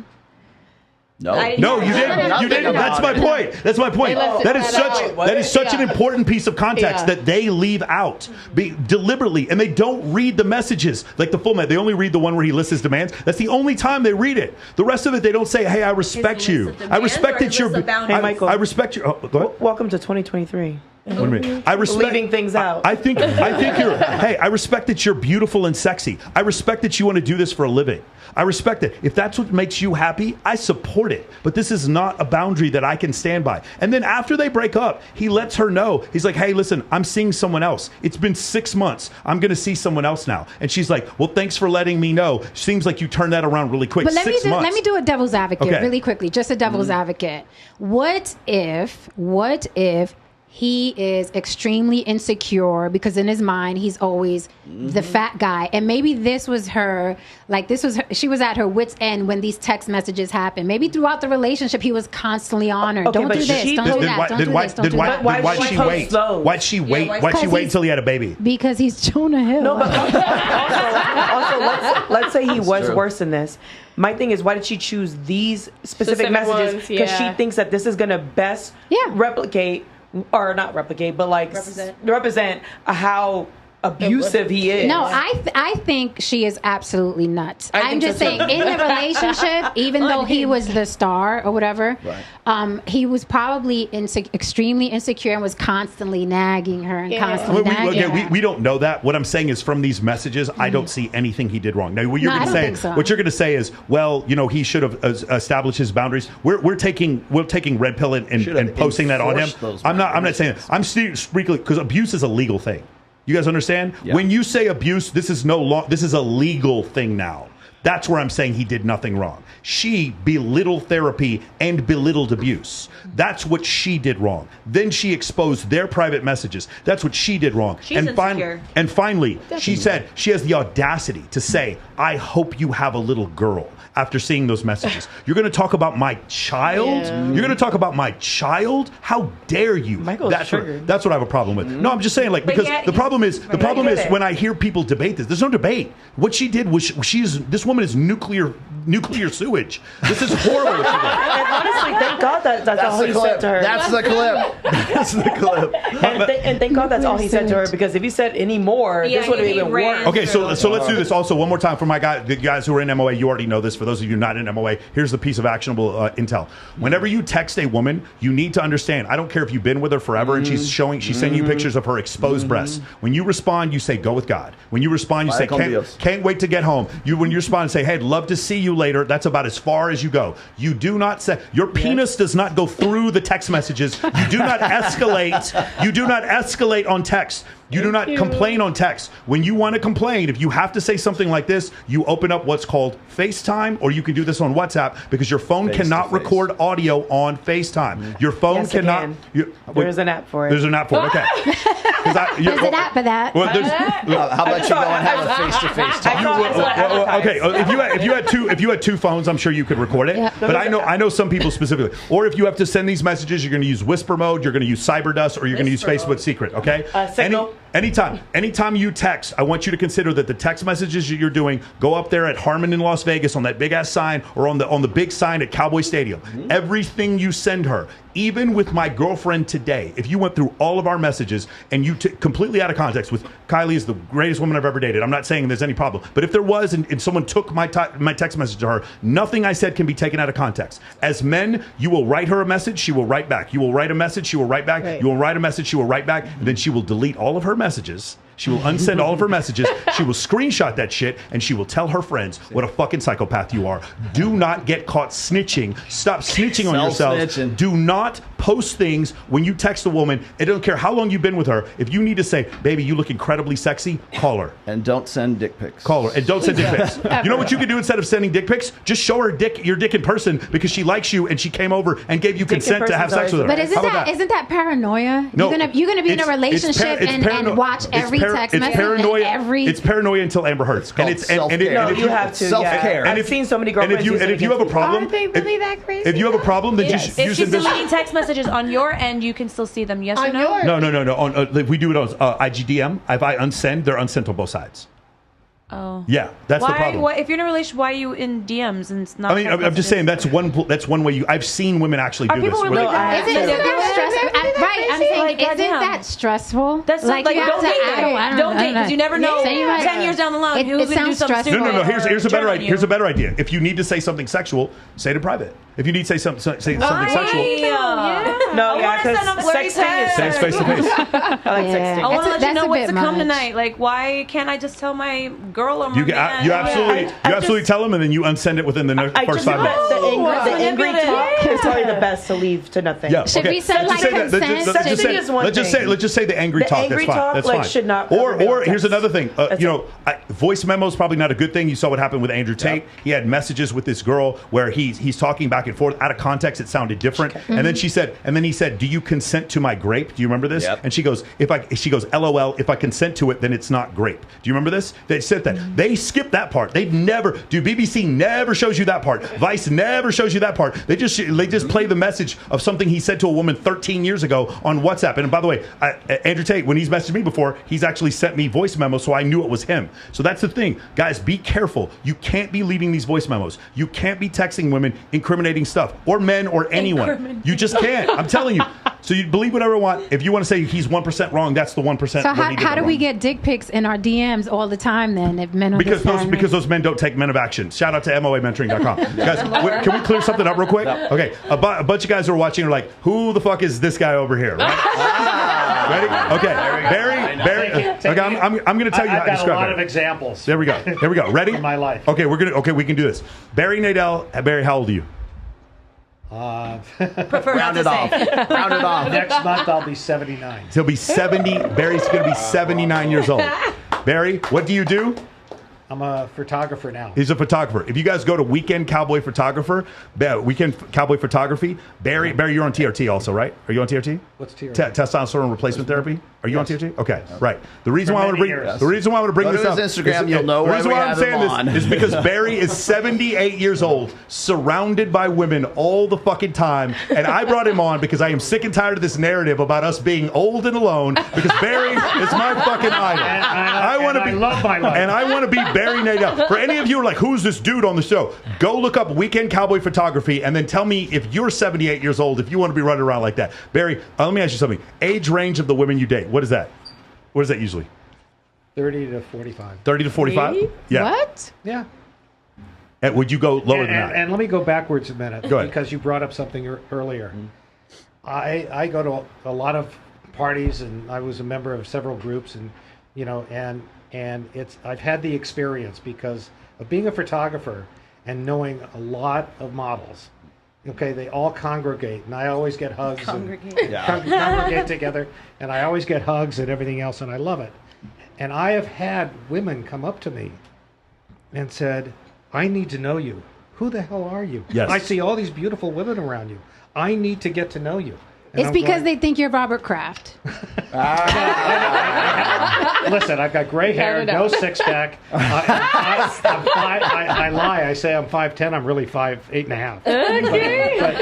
Okay. But seriously, I get that, and it's truly, really true, and it's amazing. And they want to date me. It's ridiculous, and it's okay with me. Have you ever been married? I've been married twice. Two women, 30 years combined. Wow. And you're done. You're like, no, I'm not the marrying guy anymore. Okay. My second divorce, she deserved a lot of it, but cost me millions, and I'm not going to do that again. Yeah. I just love having Barry, the 78-year-old happy man that's here, that is surrounded by women up in Chatsworth, California, in his beautiful ranch with his horses, and dozens of women come up there to shoot photography with him every week. And I'm just like, whatever you want to say, you can get angry, you can get mad, whatever. Yeah. Barry is Barry. He exists, and you can't tell me he's not real because I can see him with my own fucking eyes. I can see him. It's crazy how many people come up to me. If he was a woman, what do you mean? He'd be the worst thing on the planet if he was living that life. But if he was a woman and he was happy, then that's fine. The point is I'm being told Barry can't be happy. Because Barry, you have kids too, right? I have 2 happily married kids, 4 grandsons, and I'm very close with them. Do they come over for the bikini competitions at your house? Absolutely not. No, they're not allowed to come? My daughter says, Dad, you've earned the right, live your life, have a lot of fun. We have a very close relationship. But she said, I will never want to meet anybody younger than me. Okay? And my daughter's over 50. So she'll never meet anybody. Guys, there's a bunch of people who didn't know that they're putting W Barry in the chat. Yeah. W Barry in the chat. I told you, man. I knew when I saw you 2 days ago when we were at that party. Barry and I were at ESPY's party 2 nights ago, and I was like, I need to have Barry on the show because Barry is specifically anti one of the main tropes that I hear. I intend on getting married and having kids. Don't get me wrong, but this whole thing where I'm told that I'm going to be sad and miserable if I don't. Stop telling me that. I mean, you got married twice, right? Yes. It wasn't like you never wanted to get married. You had the experience, and now... Yeah, I'm just tired of I'm tired of the lonely old man trope. I'm sick of that trope. Oh, I'm sick. I would live at Barry's house if it wasn't so goddamn far away from Los Angeles. Okay, but if Barry didn't have women coming in and out of his house for... He rides horses. He lives a beautiful life. If you didn't have women coming in and out of your house, would you feel lonely? If you didn't have models all the way around, I'd have other things that would interest me. And I still feel like you lived a full life. Like you did the but kids, the fact that I became a photographer by accident, really by accident, I wasn't looking for it. I love my life. How did that happen? Explain how you came into it by accident. I was doing my rodeo sport where I was shooting guns at balloons. Okay, that's what he would be doing. I did it for 12 years, traveling the country, having a blast. Okay, a lot of cowboy friends. I call myself the weekend cowboy. Okay, I developed arthritis in my hand, and I couldn't shoot fast enough because it's single action. So I took a polo, and I played polo for a couple of years, and then I hurt my back. Okay, and I'm sitting around, and I get a call from a close friend of mine. How old were you when all this was going on? I was about 64, 65. You became a photographer. I got on my first horse when I was 50. Okay? I got a call from a close friend of mine who was an attorney, and he said, Barry, I volunteered for something, and I can't go. Can you take my place? I said, what is it? He said, judging a bikini contest. I said, I think I can do that.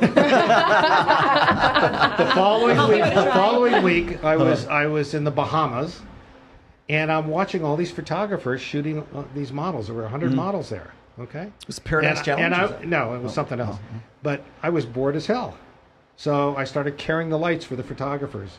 And one of them says, I don't live too far from you. Why don't you be a photographer? It's a lot more fun, and I'd be happy to mentor you. Wow. So that's how I got into it. But what's your thing? Because I think every man that sleeps with women that are younger and attractive, they all know why they're a G. Why are you a G? Like, do you? What's a G?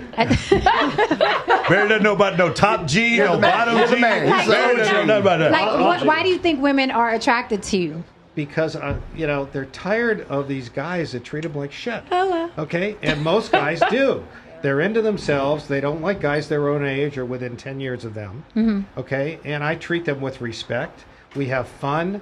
My favorite is musical theater. I take them to concerts. I see everybody in concert. I've seen Justin Bieber 4 times. Wow. Okay? I see Taylor Swift all the time.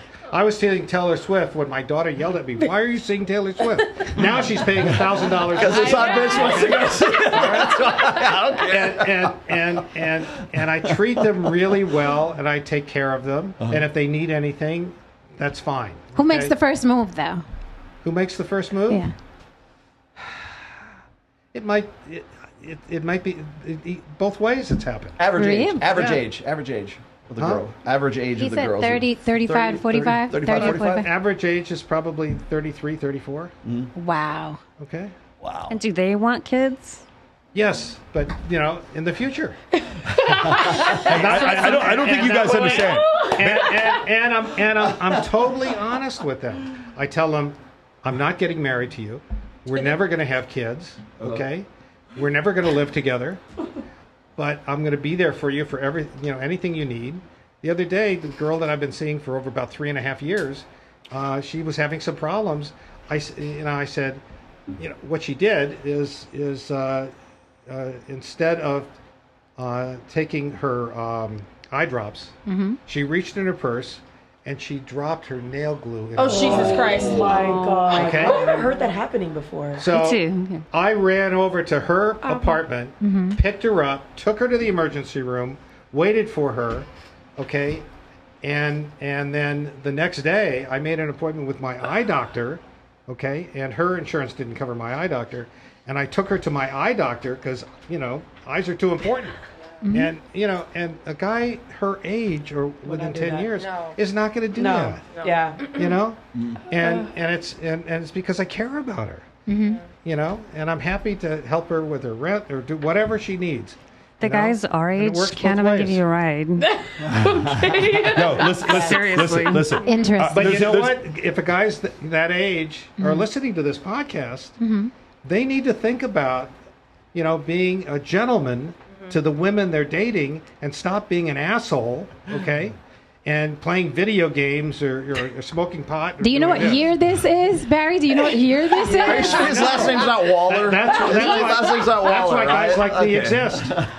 That's why guys like me No, the point I want to make is like when Justin Waller talks about gentleman game, I hear all these people.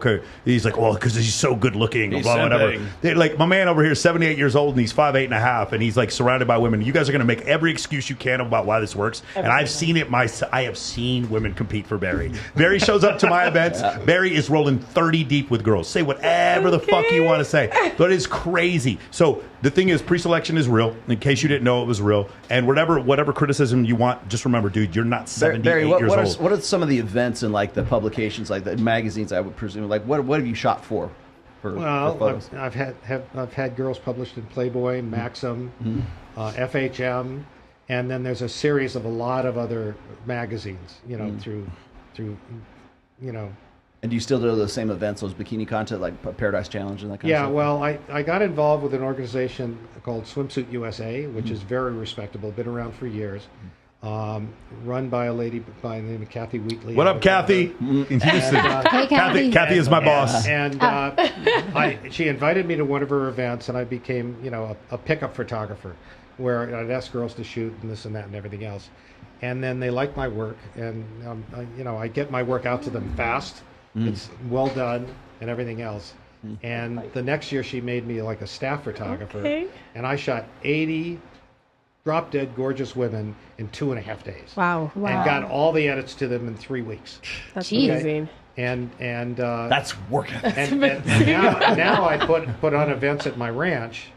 Okay, and I invite models to come, and I sponsor a model to go to the international finals for Swimsuit USA, pay their airfare as well, okay, and I sponsor one model, and that man in the corner has been after me for a couple of years, and now I'm going to his bikini contests, at Wet Republic, and volunteered to sponsor a girl out of there as Miss Las Vegas to go to the international finals. Awesome. Sheesh. And I also threw in at my event that I picked one girl and I give her a 3-month scholarship to a phenomenal school of performing arts. Wow. And the girl who won it last year got a 3-month scholarship. She's still going to the class. She says she looks forward to the classes every day.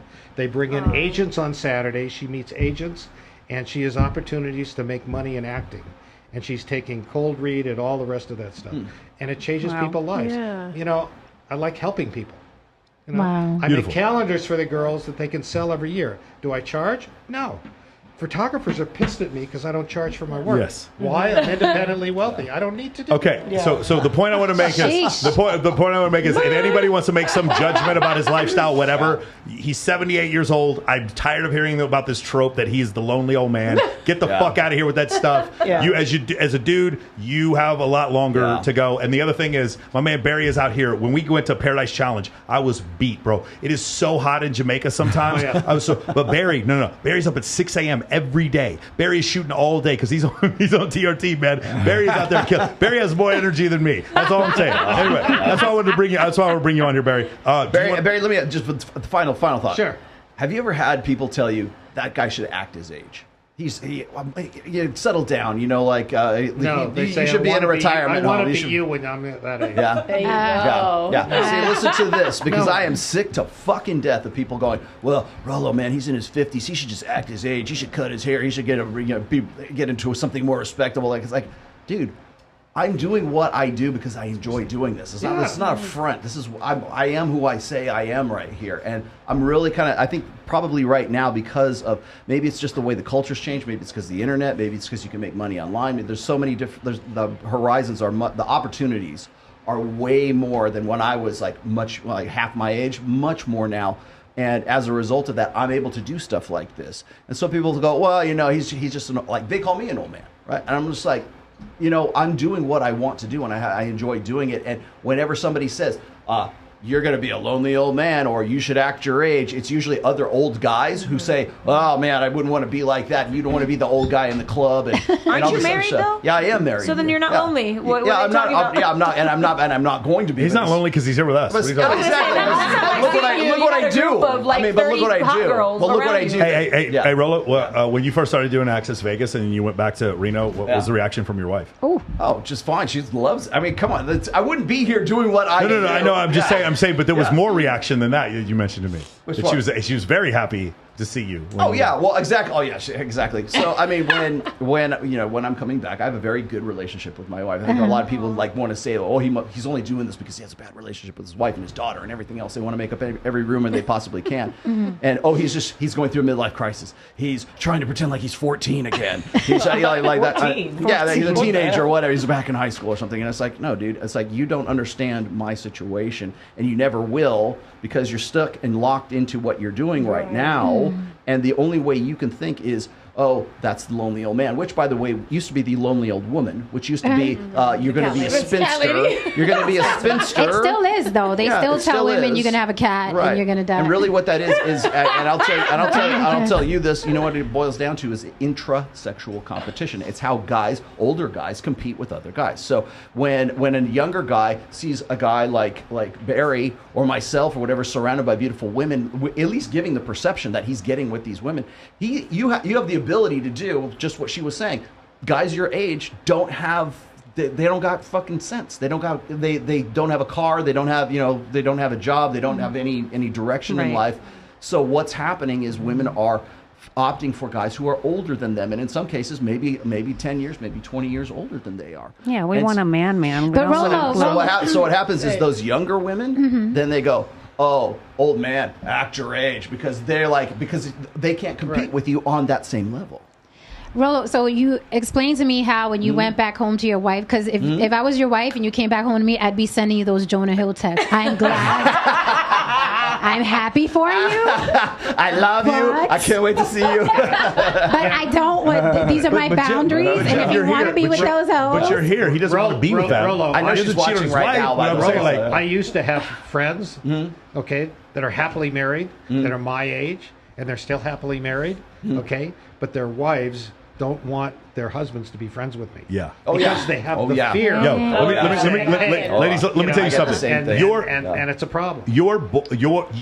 bunch of ladies want to be friends with me, and a bunch of the ladies' boyfriends want to be friends with me, but the boyfriends don't want their girlfriends to be friends with me, and the girlfriends don't want their boyfriends to be friends with me. Does that make sense? Right. Like, dudes want me to get them into the Ignite party to Bill Zarian's house, and the girls want me to get them in, but the guys want me to get them in and not get their girlfriends in, and vice versa. Does that make sense? That sounds like so much immaturity all in one group. It's That's funny. like so much insecurity Am I wrong though? and maturity. But am I wrong though? Like, that's how it is. Like, the boyfriend, like, anytime I have a female friend, their boyfriends are like, they don't want her hanging out with me, but they want to hang out with me. Does that make sense? But you know why? Because I used to date a guy that was kind of like, I guess you could say, the alpha or the leader of his group. Yeah. So he knew everybody in the industry like me, and we used to get in. He knows all the dancers, everything. And I think because he was the leader, they were like, oh my God, how do you know these girls? Oh my God, I want to do that. Whereas him, he's not going to be swayed, but all his friends want to be him. So then they would get scared. Can I ask something though? Because a lot of the word insecure gets thrown around a lot, right? But isn't it possible? I mean, what you think, where you hang out, eventually it'll start sticking to you. So even the most faithful person, if you keep hanging around ass all the time, you don't think that someone is going to be tempted? No, for sure. That's why the two of you should do what Jesse does. What is that? I swear to God, Michael, I'm going to smack you. Every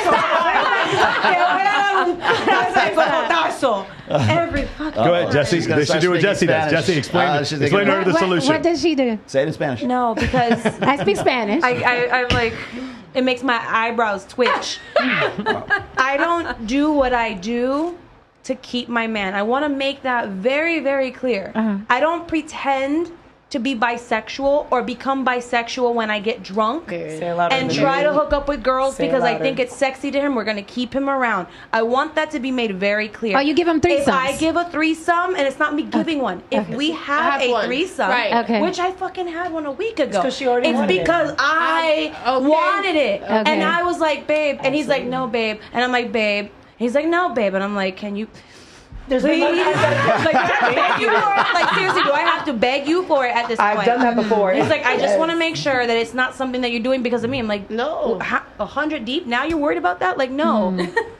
If I'm attracted to women, I'm attracted to women all the time. If we have the kind of relationship where we agree to that, we are monogamous. So, I mean, but you're bisexual. We are monogamous in our lives, minus the occasional, like, you know? But it's not like we're out dating other people independently or together. It is simply something that if we partake in it together. It is not something I give him.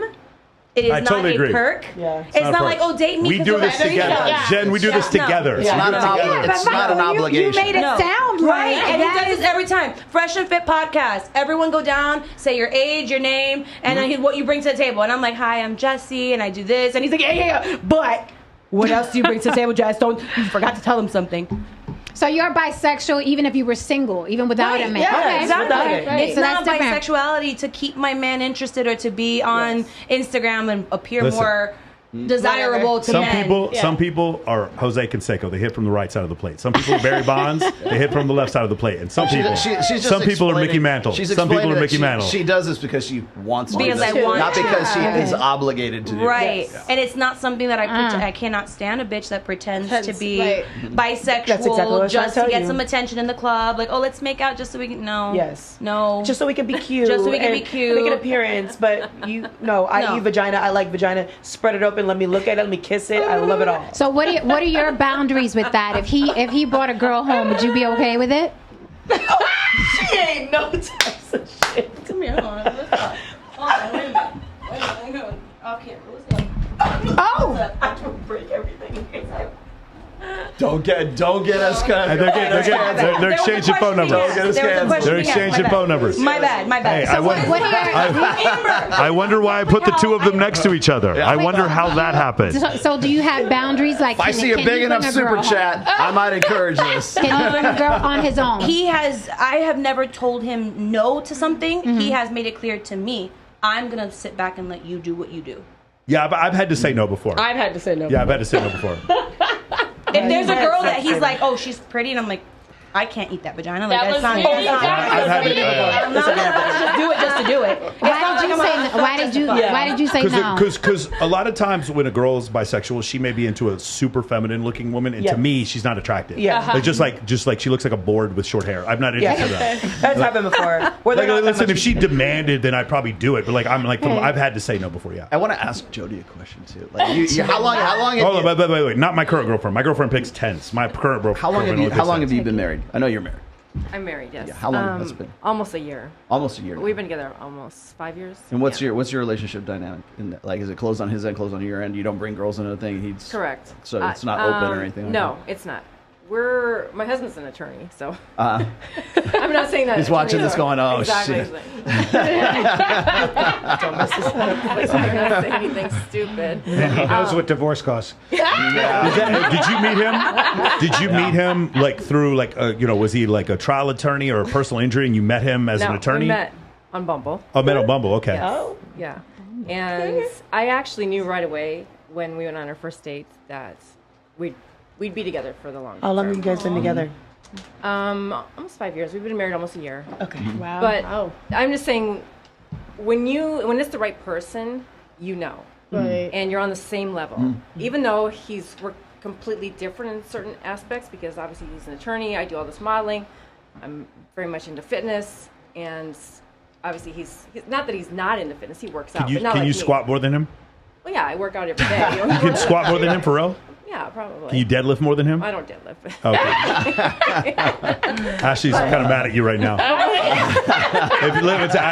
I'm telling you right now, if somebody had to pull me out of this burning room right now, I'm pointing to this one right here. Gotcha. 370 deadlift. Go ahead. Anyway, so what I'm saying is when you meet the right one, you're going to know instantly, this is the person for me. And we never really had to discuss boundaries. It's like he kind of knew, I kind of knew. At first when we started dating, it was a little bit like, okay, this is what I'm all about. This is what I believe in. But when he showed up on the first date, he's still that same person to this day. That's good. He's never changed. He's actually better today than he was. In his background, does he have like both of his parents still together, like kind of like, or his dad at least still? His dad passed. Okay, years ago, but he was still in his life. Yes. Yes. Okay. Yes.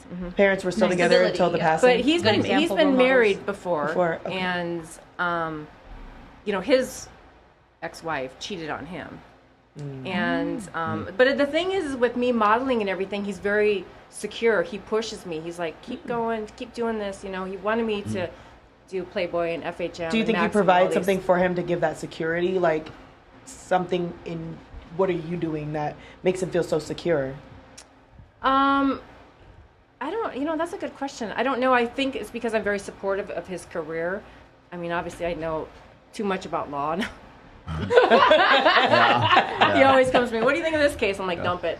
Kind of like how Kylie knows all she ever wanted to know about like airplanes and jet fighters. My girlfriend knows so much about like geopolitical stuff and fighters and aliens and flat Earth. Exactly. But that comes with the relationship. I mean, I'm sure he's sick of hearing about my photo shoots or modeling or this or that or what, you know what I mean? But he's very supportive. Curious, do you ever get invited to parties he can't go to and you say no to it?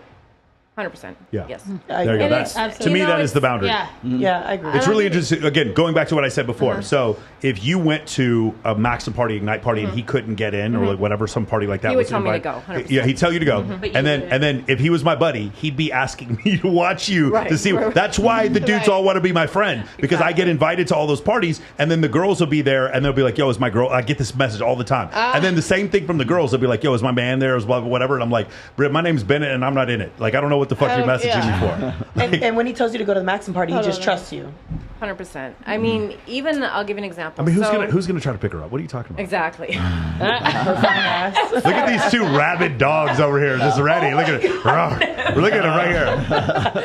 Hey, have you ever batted left-handed? No. Never done that? No. Never tried that? No. You never? Amazing. Okay. Have you ever tried a clam or an oyster?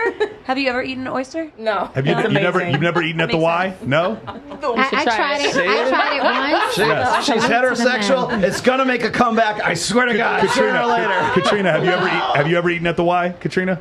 I have. Yes. When I was like and you don't 19. That one time at band That was a camp. long time ago. That's crazy. I'll even do it when my girlfriend gets back from the gym. I don't care. Wow. Oh, damn. I'm like, baby girl, just let me. We got to get. Hey, can we get a 3-shot with the two of them together? Like this dynamic is insane right here. Can we zoom out a little bit to get Ashley? We know where this is going after this. This is going crazy. I don't know, Amber, if it's possible. That is hey, before crazy. we get to super chats, though, I like what you said about like how you, when you met him, that he was just kind of like, it was sort of this natural flow, like you were just like you. I think when women describe this, it's more like, oh, I just knew it was him. I just knew it was a thing, like something. I've said this before because people have asked me about like, how did you like meet your wife? How did you know what was the process there? Because everybody wants the secret sauce, right? They want the secret formula to it, and I'm like. People ask me like, Rolo, how did you vet your wife? I'm like, I didn't vet my wife. I vetted me first because I had to say, is this the kind of person who I will not cheat on? Basically, that's what it was. Yeah. I'm like, because I know me, I've seen me do it. Right. So I'm like, is this the kind of person that I could be faithful to for the rest of my life? And the answer was yes. I was like, yeah, goddamn right. Okay.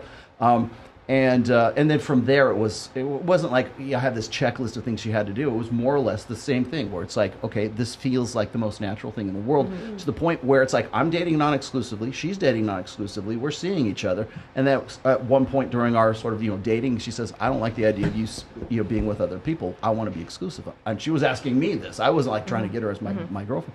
And I'm like, yeah, I think that's a good idea. And so from there on, after about a year after that, that's when we got married. So, but it was a process, but it wasn't like some sort of conscious process, I think. Right. And so, like, by the way, next week it'll be 27 years. I love you very much. Bro, he was telling me, I think it's 27. I was like, bro, you better know. No, next week. It's next week. It's 27 years. Jeez. And I just love my life. So. When I think about like guys wanting to sort of follow, have a template or something like that, I can't really say because it seems like it's almost like a byproduct of like, I really like having sex with her. I really like spending time with her. It just seems like a good idea. Let's go with it. And I'm glad to say that it worked out the way that it did. Rolo, do you think that a relationship that has to set boundaries verbally, do you think that relationship is doomed? If a woman has to tell a man, look, I don't like when you do this, and a man has to tell a woman, I don't like when you do this at the onset, do you think it's... I don't think it's necessarily doomed, but I think there's two different dynamics in play right there. So the first one is the Jonah Hill thing that we were just talking about a minute. And just for the record, because I know people in the chat and the people in the comments after this are going to ask me this. First of all, I think that boundaries are toothless unless you actually, unless there's consequences. He broke up with her. Unless there's a spanking, the kid. Unless you touch the hot stove, you're not going to learn the lesson. He dumped her. Yeah, so he but did. Is the broken boundary automatically a breakup, or can I like punch him in the neck? I think it's contextual. What is it, right? So if he cheats on his taxes, don't leave him. If he fucks a man, you might consider. It's up to you. Because I've been in a relationship and the guy was like, I didn't know what your boundaries were. Okay, I'm learning this. It's different having to hold a guy's hand and teach them every aspect of being in a relationship than to establish I have a story. boundary. I have a story for you, and I've never told this on anywhere. So you're going to get this. Because one of my clients actually asked me about this recently because we were talking about and I was saying exactly what I said to you guys. Like, if you're having to have these conversations in the first place, I want your genuine desire. I want that woman to know me well enough to know what my boundaries are in the first place, right? Or to want me enough to say, hey, I don't actually want to go do those things or advertise myself. Like, you won't find my wife on any social media whatsoever. She doesn't want to be on that. She wants me to come home and I've been out here for 10 days, right? She wants me to come home and so we can have a good time together, right? But it was a while back. I think it was probably about a year into our marriage. And this was before there were cell phones, but I didn't have a cell phone at this time. So we're talking probably 97, 98, somewhere around there. And I was at an event, and I was at this store, an event at a store, and she couldn't get in touch with me. And she had some sort of problem. I can't even remember it was so long ago, I don't even remember the problem. But at some point she was talking to me, she got really irate with me on the phone, and she hung up on me.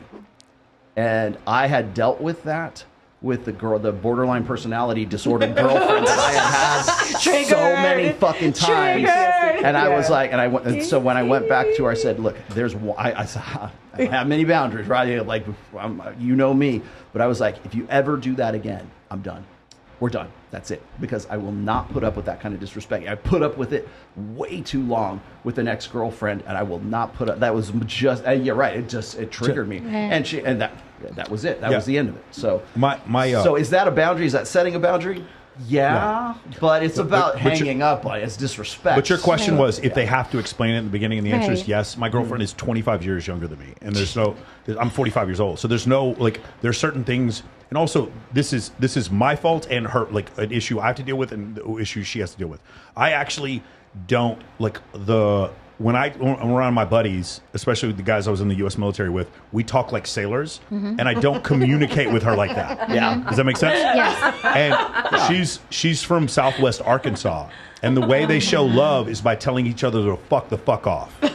That you're a piece of shit. Like that's Sounds how they like communicate. New York. Yeah. Sounds like same. Yeah. And I explained to her, I'm like, that's fine out there, but here, I'm not offended with your language. My problem is we need to decide when are we catching this airplane flight. Where hotel are we staying at?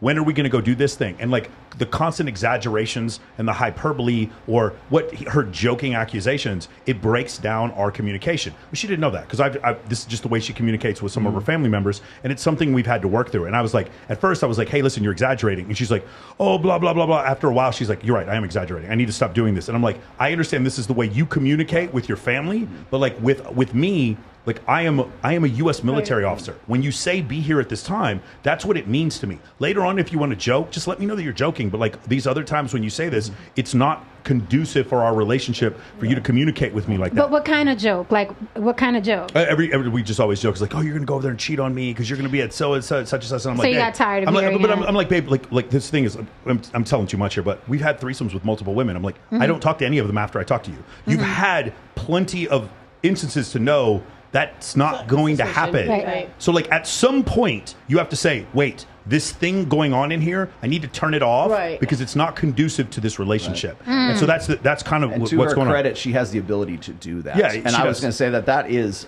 people have always asked me like, what do you look like? What are some good like green flags, right? Some qualities in a woman. Be hot, be sexual. Okay, those are out of the way. Have a capacity for insight, like to know to check yourself, right? To self-awareness. Yes. Kylie has done this because I've noticed this because I'm around these guys all the time. But I've also noticed the same quality in my wife, right? Because she'll like go beyond the pale, right? Go beyond and I'm a very patient guy, and so like when I lose my patience, it's because I expect people to understand I'm a really fucking patient guy, and you push a barely patient guy over the edge, right? So, but the thing is like I've had occasions where my wife has done something, and maybe it kind of bugged me, maybe it didn't. Maybe I didn't even think about it, but she'll come back to me later. She goes, you know what? I was pretty fucked up when I did that. Like, can I? I apologize. I love you. Blah blah blah. I shouldn't have done that. I shouldn't have reacted that way. I'm like, fuck. Really? I love you. You know, it's incredible. Yeah, it's incredible because most women don't have that. At least in the last, last half of the millennials and certainly the Zoomers right now don't have really a capacity to go. You know what? How did I behave?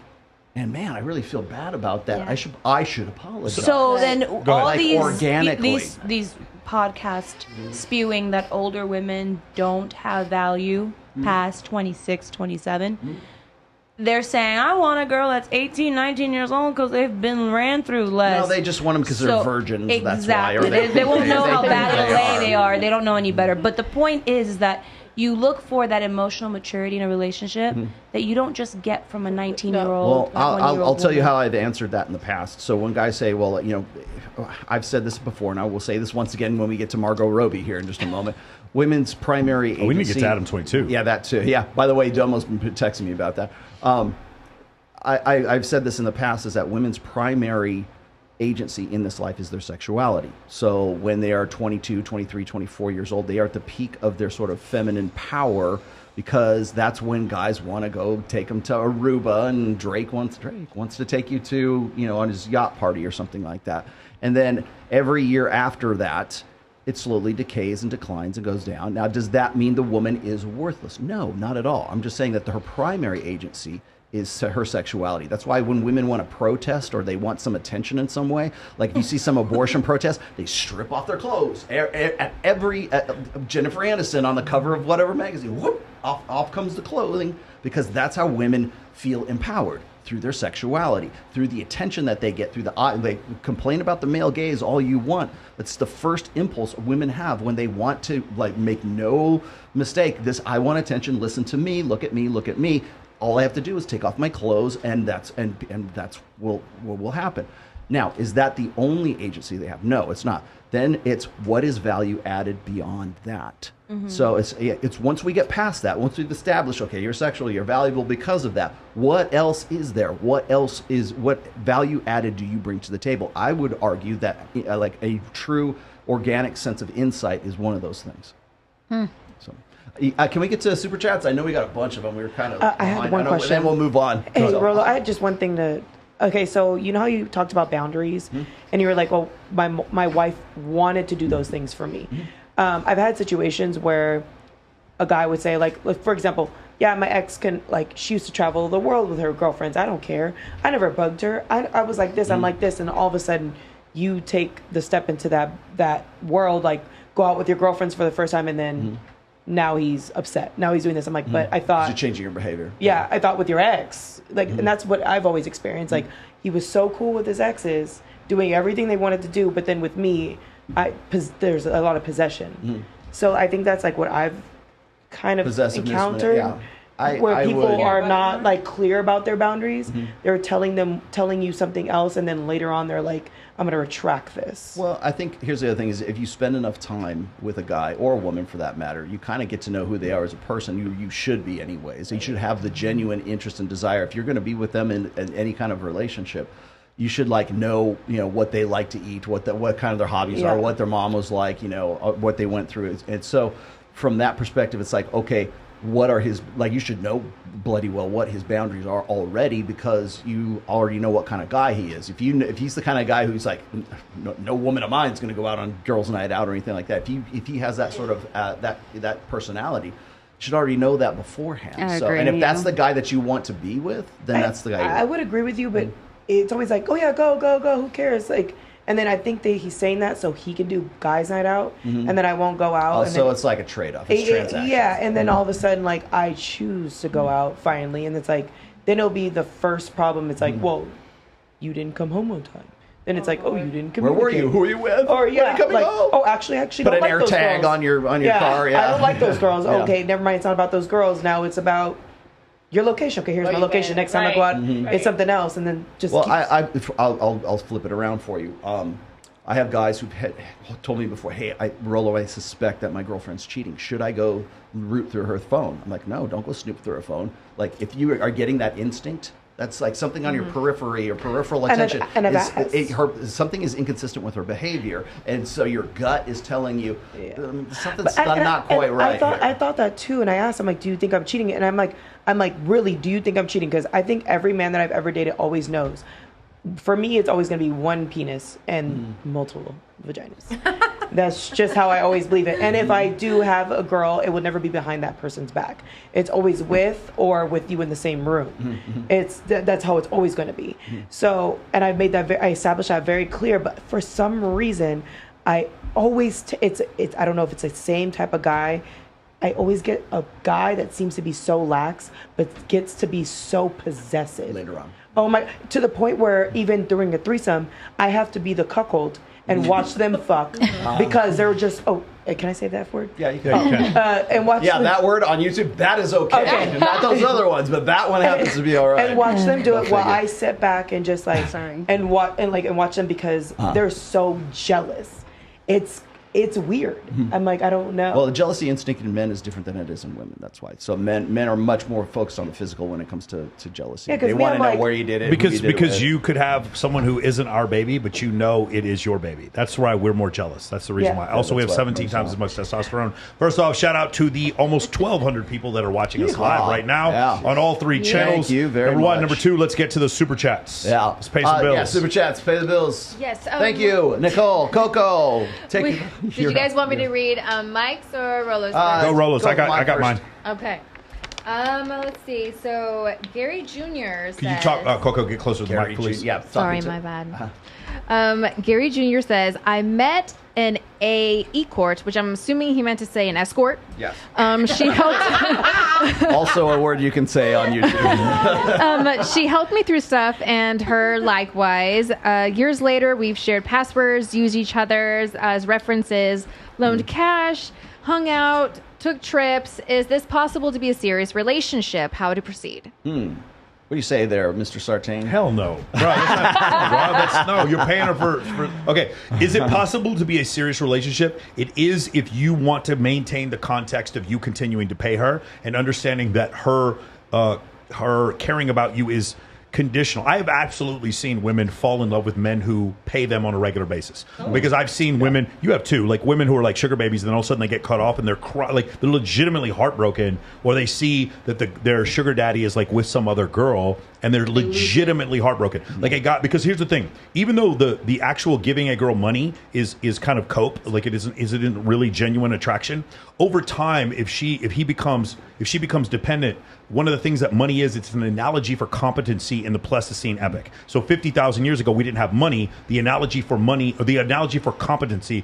the best fisherman, the best hunter, the best builder, the best protector, is now the analogy is money. So I don't bring the deer home on our shoulders. I bring the Ferrari home. Does that make sense? So that's the thing. So most women know, most women are just going to this is what I used to think, because I used to manage a strip club, and I used to believe that every girl there was just tolerating the touching from the dudes, and this whole thing was gross, and they were just doing it for the money. And then I would meet girls, not all of them, but some of them that were legitimately stimulated by the fact that they were being paid for their physical appearance. They actually enjoyed it, and when they would go on stage and they were not being paid as much because of the physical appearance, they'd actually feel depression because of it.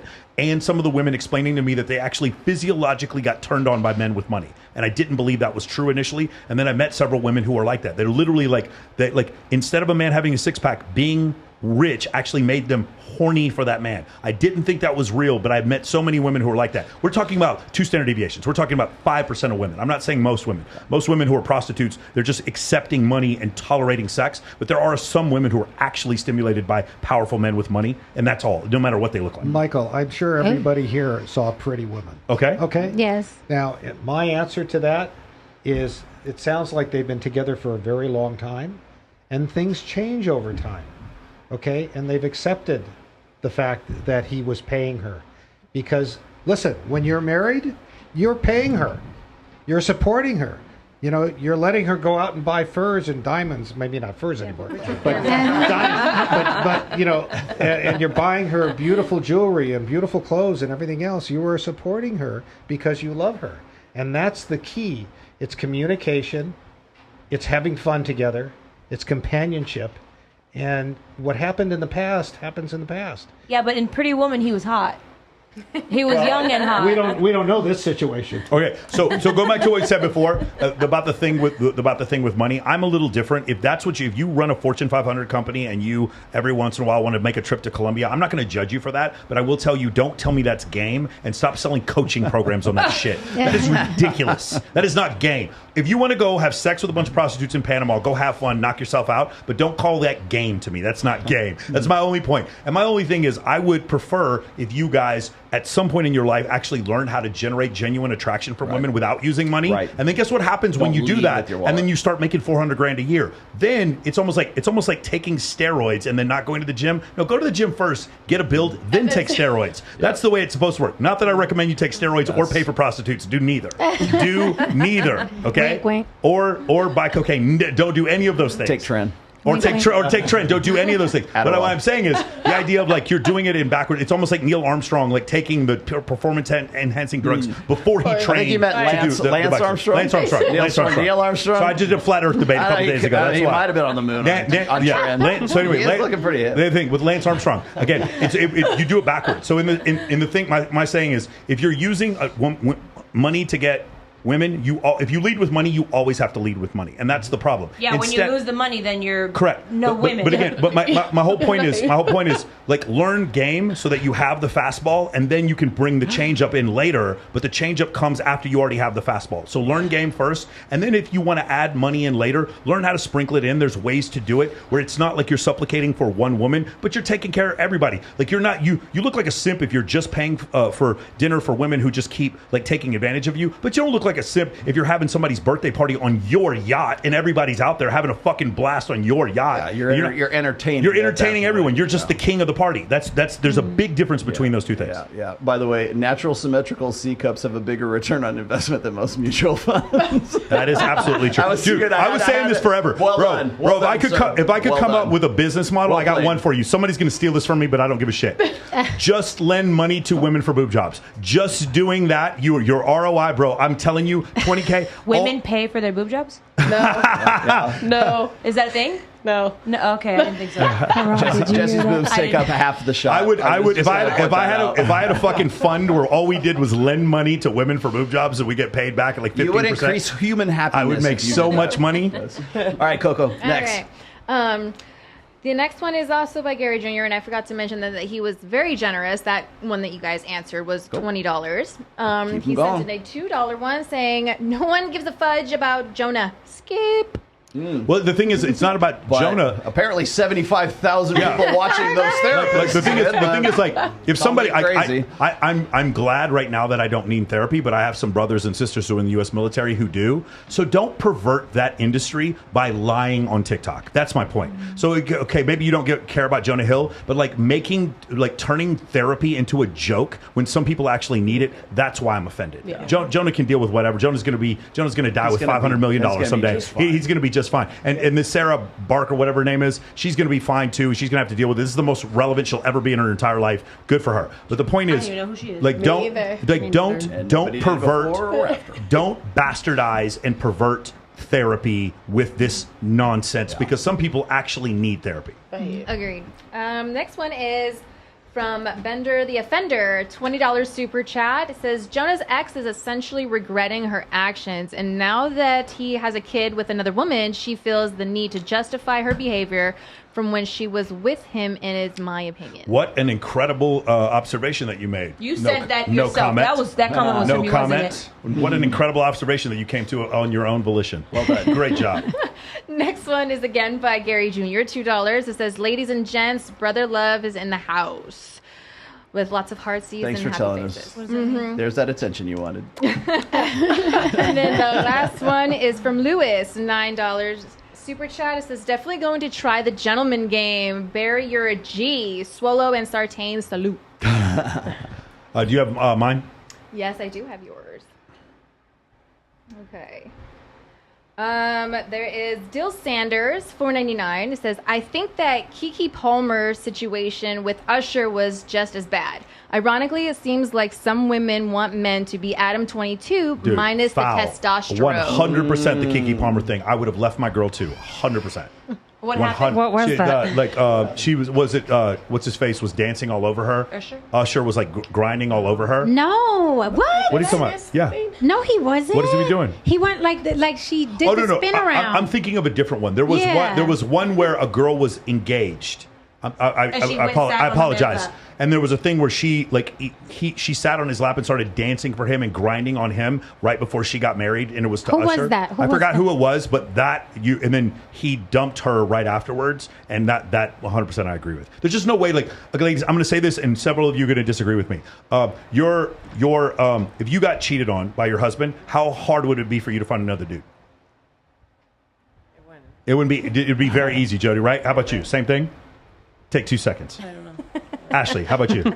I mean, yeah, we're women, so it's easy. You find one in 2 seconds. Most guys don't want me to I mean, quality might not be, but we'll find a man. A guy and a girl are dating in a vacuum, and all of a sudden she cheats on him.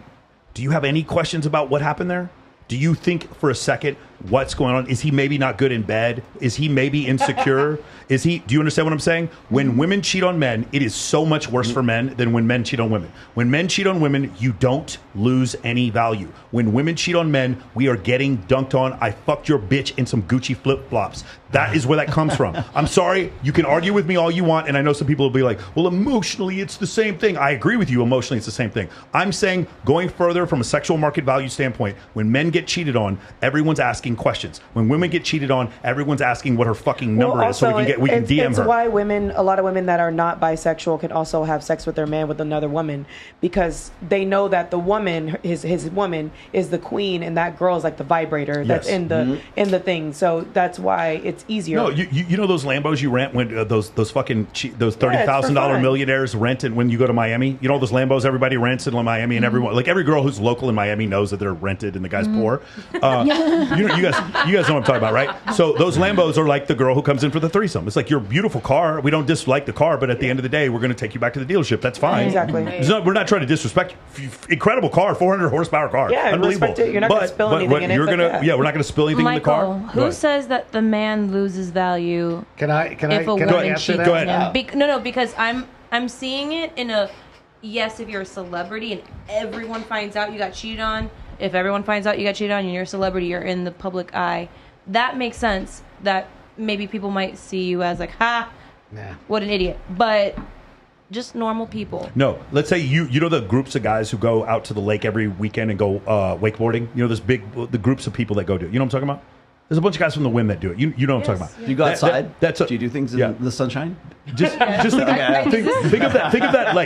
Trump question. Think of that like the industry clique here, right? In that industry clique, everyone knows everyone's business. All the former waitresses at Wet Republic, all the fucking guys at the Win, they're all kind of in this clique. They all go to the same parties. If one of the dudes gets cheated on, everyone talks. Right, and that is exactly the same thing as what I'm saying. That guy that works at the Win that takes girls infamously out every weekend on his boat is famous in town. That's what he's known for. I'm talking about regular Joe Schmoes, Denise that lives in Idaho, and so let's talk to Joe Schmo over here. Let's talk to the expert. Go ahead. A long time ago, I was just a regular Joe Schmo. Okay, and the truth is, I was married to my first wife for 19 years. She was 20, she was 19, I was 21 when we got married. Too young. Okay, the marriage wasn't working for a long time. 7 years of begging for sex and not getting it. Jeez. Okay. Finally, I moved, and during that 7 years, people were giving me hints. Okay, and I would come to her defense because I totally loved her, totally trusted her. Okay. I moved out, couldn't take it anymore. I was at the gym with some friends of mine, and after working out, we're sitting in the juice bar, and there happened to be a beautiful woman sitting by herself.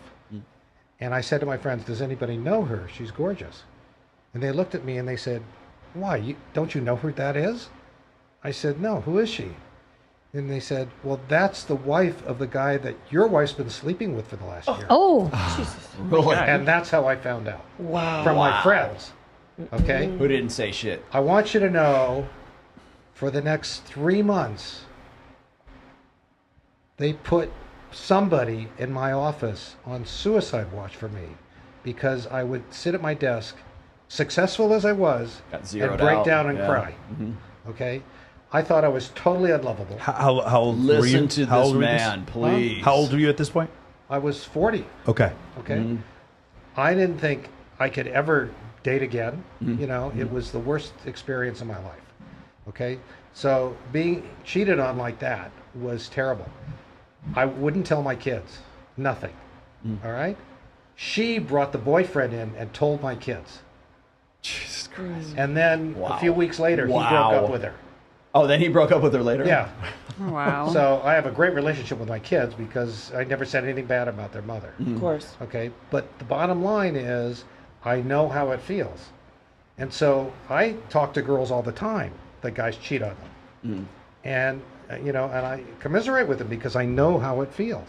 But from a guy's standpoint, it took me a long time to get into any kind of a relationship. And I agree with you, Michael. The man doesn't have to be famous because I've met guys before, and I met a guy specifically who I'm thinking about. If you're watching, was he the homeless one? No, he wasn't the homeless one. I'm supposed to ask you about that. I was trying to get that segue in there. Damn near homeless. Okay. But he told me that he got cheated on by both his exes. And that turned me off. Because I'm like, if someone is cheating on you, something is wrong with you. Let's just ask you. Katrina, a guy says he got cheated on by both of his exes. Do you imagine he's good in bed? Be honest. Do you imagine he's good in bed? I like how you give this to Katrina. I don't know. I would think. You're just not telling the truth. I mean, I would think something is wrong, Thank but you. I don't know if it's his dick size or that Jody, he can't get it the up. last two people cheated on him. Would you imagine there was something wrong with him? Yes. Yeah, thank you. That's my point. And if you guys got cheated on, we wouldn't give 2/10 of a shit. We wouldn't care at all. It's okay, baby. It's all That's right. because men cheat. That's because men cheat all the time. Women never cheat. Yeah, but after being cheated on twice, if he's you're just being funny. if he's like me, I disagree. if he got cheated on twice, if he's anything like me, you make your point to be really good in bed. Yeah, exactly. You learn something. You learn real something quick. very quickly. Well, I'll tell you, that your story is very similar and sort of dovetails into this very well to Anthony Bourdain. And when Anthony Bourdain committed, self-deletion, took his own life. Took his own life. Oh, I'm sorry, I said that. Back in now, people were coming to me, and I was with doing the shows with Pat Campbell back then, and they would say he had everything. He had a TV show. He got had a paid shit ton of money to eat food with interesting people. Yes. And took his own life in a fucking $15,000 suite in Paris, France. He hung himself, and then anyone would want. He could go on anyone's podcast. Everyone loved Anthony Bourdain, and he took his own life, bro. I'm going to explain something because I know you're going to get to this too. I'm going to go. You guys ready? If a man is over the age of 40 and his wife leaves him, what is the likelihood? How much more likely is he to kill himself than the general population? Right. Yeah. Self-delete. He is 9 times. He is 9 times more likely to take his own life. 9 times more likely to take his own life after that. So that's the point we're trying to make. You can keep saying it's the same. It is not the same. It isn't. So that's But don't the they say about the self-deletion that women do it like they don't go through the whole thing? So just do it more women, for like women and men attempt the same, but because men choose ropes and balconies and pistols, they complete it more. Women choose sleeping pills. Men off themselves at anywhere between 3.5 to 5 times the rate that women do. So that is a statistical solid fact. So that they say women are unstable. That's nuts to me. Well, here's the thing. But women can recover. I was going to say, women recover quicker because what happened to you and what happened to Anthony Bourdain is he was zeroed out. Now people say, well, what's that mean? It's usually when the guy loses his job, loses his wife, loses his dog, loses whatever. It's a country song, right? He loses all this stuff, right? And he has to start over again. The older a guy gets, the more difficult it is to say, I got how many more years in my life to keep going? I got to rebuild myself. I got to remake myself. All the shit that I thought was so important up to the time I was 40 or however old, I have 2 choices. I can either delete myself or I can remake myself. And sadly, most guys don't have the creativity, the patience, the determination, or whatever to deal with their discontent creatively. And so what do? They delete themselves. That's exactly what happened to Anthony Bourdain. And what precipitated that? It was his girlfriend, Asia Argento, gallivanting around Italy with her 29-year-old boy toy that made it into the paparazzi that he saw. And she said, please don't put these pictures out. It will really affect Anthony Bourdain. And it did, because she knew what it was going to do. Exactly what you were saying. It was the cheating side of it. Everything else, it's like, okay, I thought this was the one, and now this isn't the one. He had everything. He had money. He had eating food for a living. Had his his incredible food. Still wasn't worth living. So it sounds like men need women more than women need men. It depends on the guy, I would say, first of all. But maybe it's a delusion that women have. But I will say there is a genuine need, not a want, a need for women and men both need each other. Jen, how about this? So here's a way to look at it, right? So throughout our evolutionary history, humans have been very violent. They're much more violent than they are now. So since the Magna Carta, which is the concept of man agreeing with other men to build a civilization and society and have rules, Hammurabi's code, etc., etc., the real people, like, it's not kill or be killed anymore. I don't worry about someone stealing my lunch or stealing my car. For the most part, occasionally it does happen, but it's the fringes of society that generally do that. So what happened is, when you go back to times when there was lawlessness and it was the kill or be killed and the strong man survive, you would have situations where you'd have two tribes near each other, and one tribe was sneaky enough to sneak into the other one and kill all the men, all the military-age males. And the women in that tribe had one of two decisions. They either die or they pick a new husband. And so what happened is, the women who had the genetic proclivity to die died, and they did not pass on their genes. And the women who had the genetic proclivity to move on to a new man continued to carry their genes. And so that genetic proclivity, that genetic expression to get over a breakup very quickly, even though you saw your husband get killed, that expression is something that carried on. The women who chose to not do that, as noble as they were, to be loyal to their man to the end, they did not pass on their genes. And the women who did pass on their genes. And so because of that, in general, women get over these breakups. I'm not saying they don't cry. I mean, it's horrible. Also, do you think because of the whole social media thing, or also like the girl's delusion, like, oh, bitch, don't worry about him. You can keep getting other guys. There's other guys, and all these other guys, because there's options.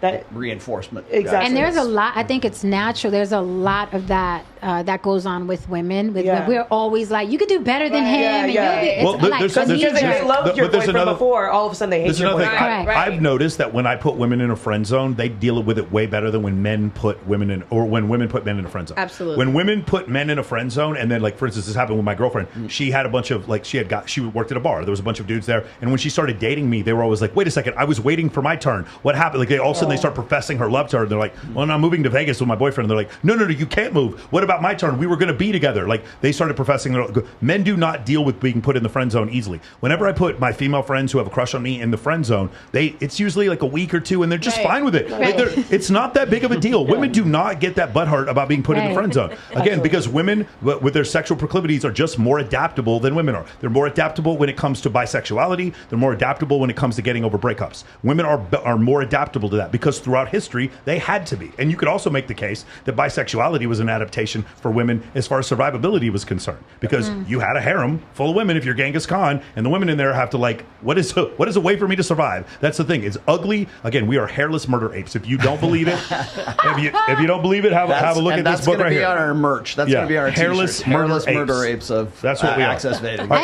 actually understand Anthony Bourdain, because people look at him, he's like, you're rich, you're this, you're that, but to him, that's just regular life. He had everything. He's not waking up every day like, I have more than you. He had everything except what he wanted. Right. It's a regular life to him. So he's not thinking, I'm going to leave all this money. If you have a problem with gratitude, go up to North Vegas and check out what our version of Skid Row, which is up there by back past Chico's Bonitas, back over there on Las Vegas Boulevard. I was going to say, what's the name of that club again? That's one place. Number two, just go to Walmart and just walk around if you're having some issue.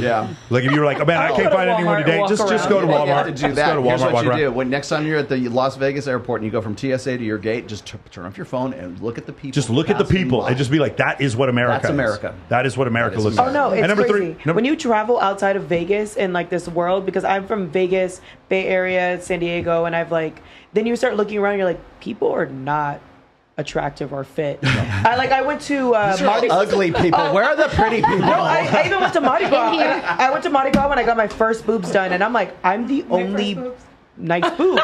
My first boobs. My first boobs. All right, so the third thing is I would tell you is go rescue an animal, because the thing about rescuing an animal is if you're the richest man in the world or if you're dirt poor, you rescue an animal, it doesn't make any difference. The experience with the animal is going to be the same. You're still going to care about the animal. There's no amount of money that would give me a better experience than when I rescued my 11th cat, Ellie. There's no experience that's going to be better than that to me. So it doesn't matter how much money. If I had $50 million, it would not make any difference for me to have Kobe, Ellie, and Willie, my 3 cats. It's not going to change anything. I'm on my 9th Greyhound right now. Exactly. So that would be the third thing I would tell you, because that's an experience that the billionaire and the poor person have, is rescuing animals. It's exactly the same for both of them. Yep. Oh, wow. Yep. Okay, really quickly, Baby Saeed, I'm going to read this myself. Name 3 meals that you can cook.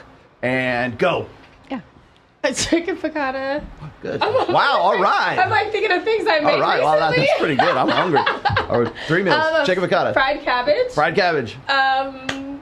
Fried Fried cabbage. Tacos. It's actually Tacos. lame. All right, I believe you can. Well, you're about to get some marriage proposals here in a second. Right? Let's go, Jen. Name three meals you can make. Honey barbecue ribs, macaroni and cheese, 4 cheese macaroni and cheese, arroz con gandules, roasted chicken, fried chicken. Look at the chat. Look at the chat. They're not.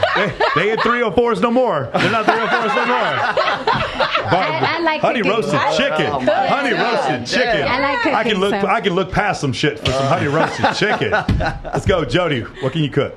I Isn't cook this better than 3 countries? So I cook really healthy. So. Okay. But it's like turkey meatloaf, turkey meatballs that are paleo and keto. She'll keep you skinny. That's right. I make these really like yummy. They're protein balls. Okay. I've had those before. Katrina, what can you cook? I'm kind of like her. I cook really healthy stuff. So like turkey meatballs, keto pizza. It can't be me. Tacos. I love it for you. Tacos. I don't cook healthy. I don't cook healthy. Barry, do you cook? I cook. Yes. Can you cook 3 meals? Yeah. Go for it. Okay. I cook an amazing ribeye steak better than most steak restaurants. Okay. All you got to ask I've the had man is like, what do you I've had it at one of the bikini competitions at his house. I've had the steak. He's had it. Okay. Barbecue chicken. There you go. Okay. And salmon 3 different ways. Yep. Ashley. But protein. I'm coming to your house. Well, my mom's from, And guess what? A year ago, I turned vegan. Really? Oh, wow. Oh. Okay. And it's killing me. And I was about to say you're gonna live long. I'm done. Kick him out. My mom's from the South, so I know like all the southern dishes like chicken divine, fried chicken, fried pork chops, mashed potatoes. I know the whole from scratch mac and cheese. Don't play, girl baked. But then I also am like them because when I got older, I got into fitness. I know how to cook everything a little bit healthier now. Right. Nice. What are you gonna make us, Jess? Go on my Instagram story. I have a whole highlight reel of my chef things. I used to go to school for being That's what I came out to Vegas Name for. 3. Just name off the top of your head. Jesus Christ. What's I on make the best porterhouse you've ever had. I promise you, my steaks are divine. Any Puerto Rican dish that you want, some picadillo. Can you imagine this? Yeah, she comes home, your Playboy model girlfriend, and she cooks all this food for you. I've got your PlayStation controller. You have to tolerate all the sex. And a bitch in the corner. You have to tolerate all the sex that she makes you have with other women. But I'm flat-chested. And she's flat-chested. She's flat-chested. Can you imagine this? Who would fucking deal with this? This is crazy. Incredible. Can you make anything? Me? I can heat up some Chipotle. Sula. MREs, meals ready to eat. Shout out to the guys in the army. MREs that fucking you add the one. what's it called? The spaghetti. You know what I'm talking about? The SpaghettiOs with the hot sauce and that bitch. No, stop. And they give you that brownie. That brownie. Woo, that brownie. You won't take a shit for 3 weeks, bro. That brownie. There is so much sodium. It's made for you to not take shit. There is so much sodium in a fucking MRE, bro. You will be pooping salt, bro. I'm trying to tell you. I can cook that. I can cook that. Had the little heater pack. That was a good question. Thank you. I'd rather ask that one than can you name 3 countries? No, my favorite part of that. So for the rest of you guys that don't know, the reason why he's saying that when we did the Fresh and Fit podcast, we do it here too occasionally. But they went around. They try to be like at the very beginning. Oh, we don't make you girls look dumb. You guys make yourselves look dumb. That was what they said right before we're like, and start the podcast. So then they go around the table and they start saying, okay, name 3 countries. Name 3 countries. Some people were naming states. When they got to the end of the cycle of girls at the table, we get back to, what's his ugly face name? What's his name? Oh, Lord. I don't know. We're talking about those 2 wonderful dudes. No. Wonderful gentlemen. Who are you talking about? It was nice, but the other guy that swears he's the shit. What's his name? No. He's talking about Myron Gaines. Yes, that guy. I'm just saying. That guy. So he's sitting there, and Katie, one of the girls, goes, now you name 3 countries. He's like, you know, fuck this, and didn't want to answer. Stop. Honey, please. When I tell you. Wow. I left like 15 minutes after. So are we naming 3 countries? No. You don't have to if you don't want to. For the most part, our girls have been able to name 3 countries. How about this? Name 3 countries the United States has been at war with. Ready? Go. That's Russia. The United States has been at war with at some point in the last 247 years. Name 3 countries the U.S. has been at war with. Pretty much name every single guy. Ready? I got some of those for you. No, Mexico, the United Kingdom, and Cambodia. How about those? No, Cambodia was not officially a war. All right, no, don't worry about it. We'll keep going. Actually, let's get to Adam 22 before we run out of time. Yeah, we had to do that too. We got to get to Margot Robbie too. My goodness. I got go fast. All right, but okay. So there's been an update. Are you guys aware of what's going on with Adam 22 and Lena the Plug? Clear does not know anything about this. You do not know anything about. Okay, so let's go ahead and reset it. Adam 22 is the host of the No Jumper podcast, probably top 5 podcast in the world. Really, really popular. But they get demonetized often because they're constant. I'm still waiting for my episode of their two main areas of expertise is pornography and rappers. Like they are constantly porn, rappers, that's the main people. And then they have other podcasters on there. They're a little bit the main guy, Adam 22. He has a lot of neck tattoos, and he's also a male porn star at the same time while doing this. He and his wife Lena the Plug have filmed scenes with like 300 women, and they film porn together. She has never filmed with a man ever. She said the other day she's never hadn't even been with another man for 7 years other than her husband. They have a show together called Plug Talk. The way it works is the two of them interview a girl on the couch, and then during the show, there's no transition. He just stands up, pulls his dick out, and then they just fuck her right there. It's crazy. They sit there and be like, they just imagine if like Joe Rogan is sitting there interviewing someone, and then they just get up and start fucking. There's like no transition. It's fucking crazy. You can look it up on Twitter. So anyway, finally they get married a couple weeks ago, and a week after they get married, she then says, "I'm going to film my first scene with another man." And she picks Jason Love, who's an extremely well-endowed, large African-American man. And she films the first scene, which came out today. Yes, I haven't seen it. I have an update, but continue. Okay, so I always thought that today we'd find out that the whole thing was a troll and the whole thing was made up. No, unfortunately, no. It was not. Anyway, so although it was quite the build-up. Respect the hustle, Adam. So now what's happened is he is now the most trending topic in the world, in the entire world. Like, everyone has been talking about it, absolutely the most trending thing, because what's happened is now he's regretting the fact that he let his wife just get like ran through by some dude. So they do some interviews together, and he's like, "So how's the upholstery working?" He goes, "Well, she's like, oh, it really still hurts a little bit. I'm waiting for everything to like bounce back into shape." Really stretched me out. Bro, he really stretched me out. And then Aiden Ross asked them on a live stream today, said basically, "So which do you prefer? You've been with your husband for 7 years, and you just finally had this new guy, Jason Levin." He goes, "Well, just to be honest with you, I've been with, Jason was pretty amazing, like all the stuff he was doing." And Aiden got up and ran out of the room. He couldn't even listen to the shit. It was so crazy. Wow. He couldn't even listen. So here's the thing. Before we get to this, for me personally, if that's the standard that he has in his relationship, I'm not going to judge him. I can't do that with Jonah Hill and then not do that with him. And that's my point. They set their boundaries. So I can't say that this is wrong. And he can't go back and say that this is wrong, even though he feels bad about the fact that she had sex with someone else. However, the rest of the world is dunking on him like crazy. Andrew Tate is talking about him with Tucker Carlson a couple of days ago. When I say this is the big, like across the world, this is probably the biggest single thing that's gone viral in the world is this Adam 22 situation. And I am not. By the way, Adam 22 is coming on this podcast here in the next couple of weeks. Yeah, we're in the works right now. Yeah. We'll have Sharp next week, by the way, who is also on this thing. I'm still of the opinion that this has been a bit. From the beginning, it's a hose job. It's been planned this way from the beginning. I always thought that you're going to go to Brazzers and you're going to start watching the video, and he was going to come in, and then he was going to walk out of the room, and then Adam 22 was going to walk in and he goes, "Gotcha, bitch, gotcha. Now I know who my friends are, you stupid motherfuckers." And the video is going to get like 48 billion views. Yeah. Well, so apparently it's getting. I've got some updates here, so you guys in the chat, you can stop DMing me. I'm going to read it. But no, I was just on Green Talk or Green Talk, Green Room Radio, Green Room, talking about this stuff, and I'm of the opinion that this is probably one of the greatest, if not the greatest, marketing scams I have ever seen pulled off in like the social media age right now. When I was there doing my show with Flacco that same day, Sneeko just happens to be there. Destiny, who is like probably one of the most infamous cucks. We've done our debates with him before. But to be fair, Destiny is bisexual and allows his wife to sleep with other guys. He's infamous for that fact. He happens to be there, and then John from Monolife Dating was there. But Destiny's there, and he is actually doing an interview with Adam 22 right when he's making the announcement that this is what happened. Lena just did her porn with Jason. And he's saying, "I really feel insecure because, I've never let this happen before, and I'm feeling jealousy and all this other stuff." And it's kind of weird because he's feeling it for the first time. Okay, honestly, I think it's bullshit. But there's this buildup. Then Jason releases a video saying like, "Oh, Adam was actually the guy who was the cameraman the whole time, right?" So now So now there's this buildup. So that's day 2. Day 3 is the video. He said like, "Oh, he really stretched me out," kind of thing, and then just progressively on up to the last part, like who was better in bed, that kind of stuff. And so for the last 2 weeks, this has been going on for 2 weeks, right up until right now, and I'm going to read you what Domo just sent me here. Before the release, I want to see. I said this on Green Room yesterday. I want to see the numbers on this.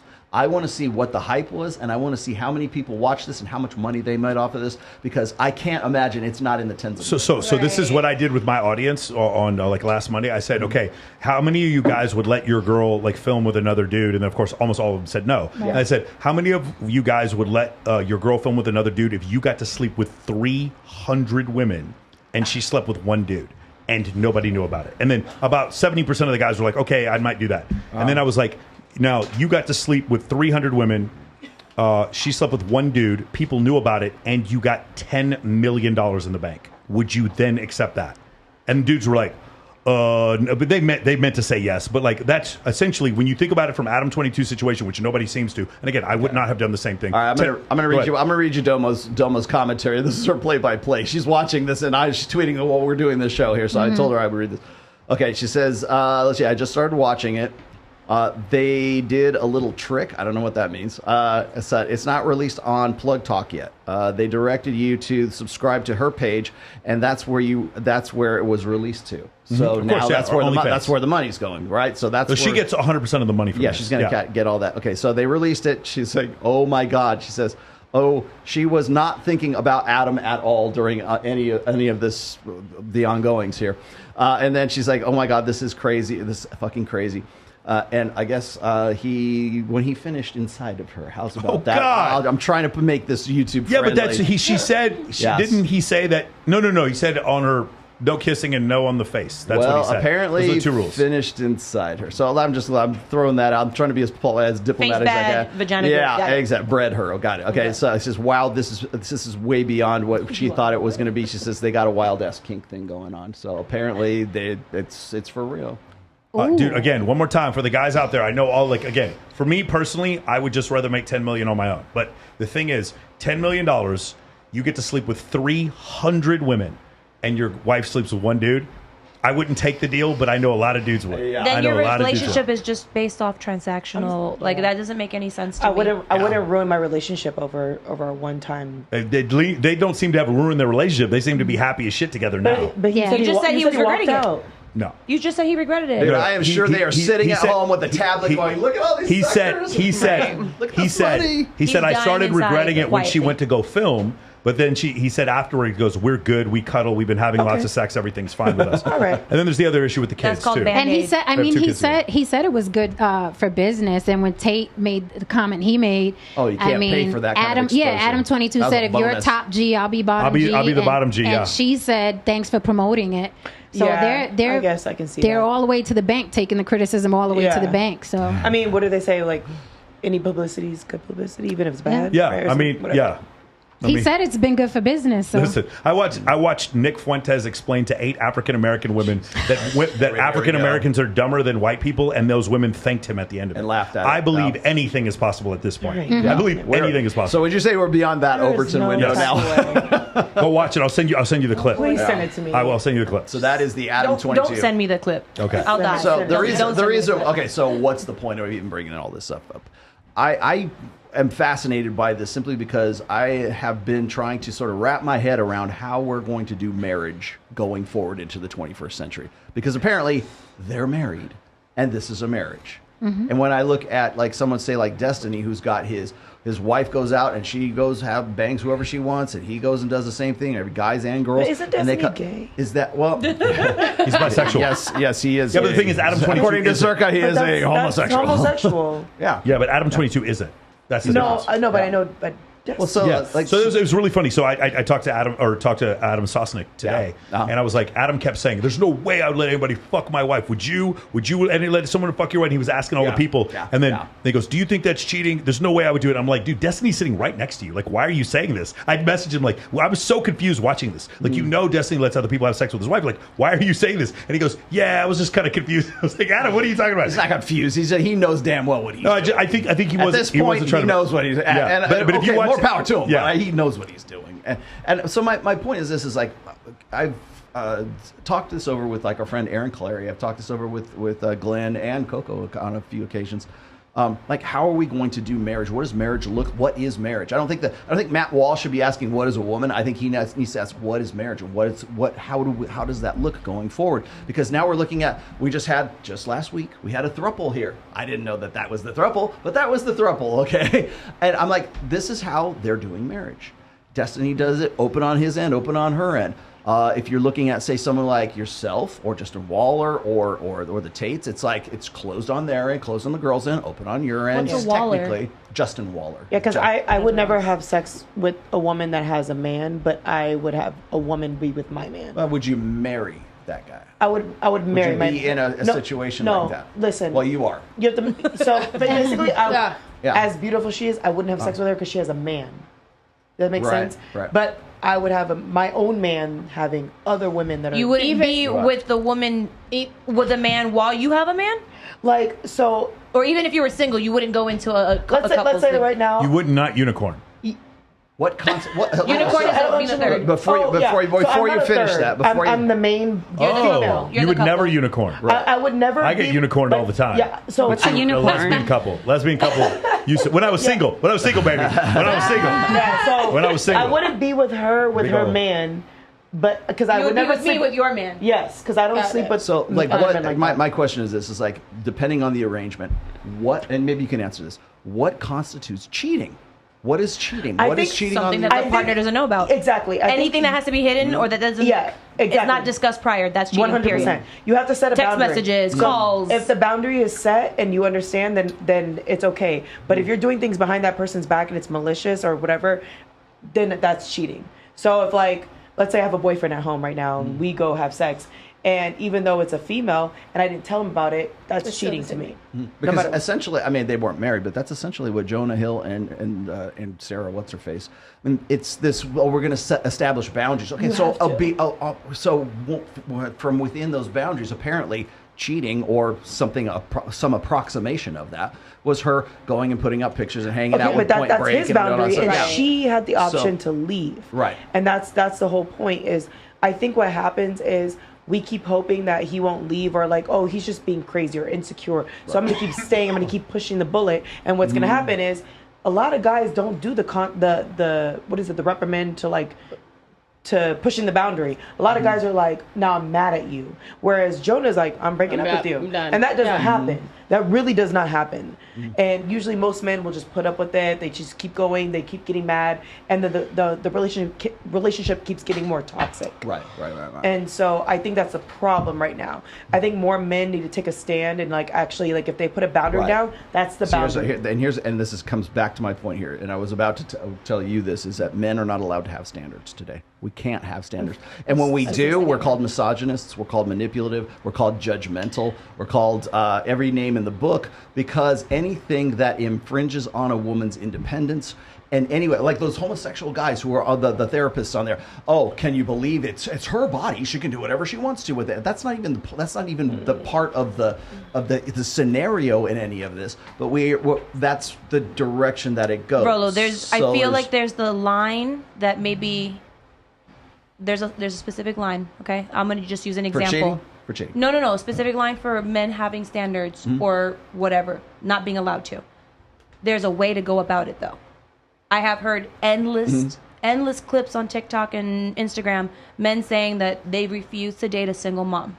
Now, I don't have kids, but I take offense to that because they're telling the entire world that a woman with a child is basically coming to them with baggage. She's used up. She's damaged good. Less than. They're cuckolding themselves. Right. So It's okay to have standards. It's okay to have a preference. What it's not okay is for you to degrade somebody that's not within your preference. And that is the difference. When a man has a standard, him going around saying that girl's too fat, you don't have to say that she's fat. She's not your preference. You just Move filter on. her. Or you look like a 304 because you have fake boobs. Right. Everyone's going to say some nasty shit. You're not a 304 for fake boobs. You're awesome. Here's the thing. Everyone has if a guy says, I don't want to get with a single mom because she has baggage. I don't want to get with a fat chick because I'm not into fat chicks. And that's for a guy. Your issue is the language, not that they have a preference. It's not a preference. You are allowed. Everybody has a preference. But here's a problem. Okay, so if a woman says, I only want a guy who's 6 feet tall. Okay. I don't take offense to that because I'm a dude and I understand and I can wrap my head around the fact that women select for height. So if a guy is taller, he tends to be more attractive. 5'4". But seriously, but if you go and you look statistically at like the filters that women put on, like say Tinder and stuff like that, they're putting it at 6 feet and above. Absolutely. Right. So but if a woman is saying, I don't want a man that's under 6 feet, what's the difference between a man saying, I don't want a fat woman? Because fat is optional and you can choose that. 6 feet, you can't. No, I'm saying the language. It's fine. If he can say it, she can say it. It's fine either way. The thing is, when women say, I prefer men who are taller, really no one calls them out. With the exception of like a few of these panel shows, it doesn't happen. When men say, I prefer women who are then skinnier, it's like, body positive. It's you are being shamed for not being body positive. That's the point I'm trying to make. Well, and it's not offensive for you to say, I only want a guy who in the case of CJ Sparks, I only want a guy who makes $5 million a year. Right? It's not offensive, and that's not offensive to me. But it's still along the same lines of like this is what I filter for. This is what I prefer. So when you have like women making songs about I don't want to have a broke ass motherfucker. It's my boyfriend, right? I don't take offense to that, but maybe guys ought to take more offense to that because it's the same dynamic as what you. No, men are already offended enough online. Please, they're already offended enough. I just think I don't mind the language. If a man says I don't want a fat woman, I don't care how you say it. He's just expressing what he doesn't like. So by the way, that hate and that pushback, that shame, that everything else, not only does it come from women, it comes from other guys too who are trying to say, yeah, girl, those guys are real. Those guys are sons of bitches. So just consider this: if a woman started texting a man, and this woman was just like a famous woman. He started saying, I don't appreciate you hanging out with these girls who are wild. I don't want you hanging out with your guy friends who are single. And I don't like the fact that you go out there and you're friends with these girls on social media. I don't want you going to these certain locations. I guarantee you, I will bet you any amount of money that those two therapists would call that healthy boundary setting, and they would not call it controlling. Because a woman did that to a man. That is the point we're trying to make. Women are entitled to preference. I don't disagree with that. It's just that men are too, and when they express preference, then all of a sudden they're shamed and they're called controlling. I think it's because I feel like a dominant man is not allowed these days. And a man putting his foot down and telling his boundaries is a person that's trying to control you, rather than a man actually knowing what he wants and what he doesn't want. And it, unfortunately, which sucks, because then a woman like me that actually wants a dominant man and has finally learned how to be submissive, I've been getting a lot of like submissive men that are like tiptoeing around, walking on eggshells. And also, and my thing is, I really hate when women say, oh, I want a man that like I can build up, I can do this. I'm sorry. Okay, so my age is 33. I'm not old, but I'm old, and I can't stand when I have to sit there and lecture my man about what it is to be a man, and be like, yo, this is what a man is supposed to be. You want him to get it. I want him to get it and I get the frustration where it comes to me too. So it's like, you want me to just get it and be a female and be feminine. But it is very frustrating, and it's not sexy. It's not attractive, because you're thinking to yourself, you have to explain masculinity to a man. And that's a problem because they don't have the tribal upbringing in order to have that masculinity, and they don't have the locker room hijinks to learn that like any of those things. There should be a way for people at this age to learn masculinity. MOAmentoring.com. And MOAmentoring.com. And they need that, because honestly, so the last question is, so all the podcasts always ask, how much money would you have to date a man, right? So I've dated a man that literally made absolutely nothing. Nothing. He lived under my house. I paid for his schooling. I paid for all his food. Under my roof. I'm sorry. Under my roof. On the crawl space. He was putting it down, huh? He was putting it down. Yes, and also I had a lot of money because I was bottle service. I had a lot of money, and I just wanted to I just wanted somebody to like just do all the things with me who had no responsibilities, right? But the problem with that is, which I didn't realize that men actually kind of have it hard. Because I realized when this house burnt down, I had to put my dog on my back, him on my back, and I had to figure out a way to save us both, which I was like, that's scary to me. 2, if I wanted to have a kid and let's say like I have complications, can he pay for me when I'm like in the hospital? Yeah. That's hard. Provisioning. Yes. And then it was a lot of stress in general. I'm like, I don't want to do this. This is not okay. Like, I don't want a man that makes nothing or that just sits under me. Well, it's not just stress. It's that you lose respect. Yeah. Because you are a goal-oriented person. And if that person doesn't have goals and just wants to fire under his ass, pick up his socks, and that was my last thing too. Is like that's what happens. He also is like, it was like almost like a child where he didn't respect how much I made to bring him the lifestyle that he had. I was taking him to Gucci. He got whatever he wanted. Louis, yo, there's a bunch of dudes in the chat like, what's this girl's number? I get to live in it. I was Sugar Mama Central. What? Yo, Sugar Mama. He got all the threesomes. Got the threesomes. Got the Gucci bag. Put a 1 in the chat if you're down for the threesomes and the Gucci bag. Put a 1 in the chat. So not like he didn't understand what he had, that he took it so far for granted. Like that penis must have been cow. I know he must have been laying down the D because that's the only thing. That's the only like redeemable men with no quality. money have the best penis. And he was 5'4". Well, and you know why? And you know why that is? It's very confusing. She's like, you know why that is though? It's because you have already more or less taken care of your long-term security. You already got the money, you got the bag, you got your education, provisioning, protection, and parental investment. You've taken it upon yourself. You become the man you wanted to marry, right? And so what's left? Well, I don't need a man. I want a man. Okay, what kind of man do you want? Well, apparently he lays down the D. That's probably the only criteria at that point. Jen, because you've taken care of everything else. Say it again. What did you say? The man with no money? I said the man with no money has the best penis. Tell us about the homeless. Is this a homeless guy? Is this a homeless guy? The best sex I ever had was from a guy that was homeless. That's their transaction. No, the best. Homeless while you were. Hold on, stop. We need to get a clip here. One more time. Let's put it on her face. And one more time, explain how the best sex you've ever had was with a guy who was homeless. Go. The best sex I've ever had was from a man who was homeless. He needed a place to stay. Yeah. He worked. He better work. Homosexual. What is that? Homosexual. A hobosexual. Homosexual. There is homosexual. Homosexual. So wait, he was actually like homeless living on the street? When I met him, he had a place. Then we got together. Then we were on and off a lot.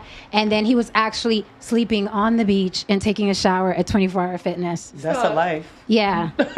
So he really was Point Break. He made it work. He really was. And you know that's one of my favorite movies ever. That's one of my favorite movies ever. Yeah, and then I did the whole thing like, oh my God, no, you could be better than this. I got a place. Just come to New York and stay with me. Why did you do that? And let me tell you, he paid rent with that penis, and it was good. It was good.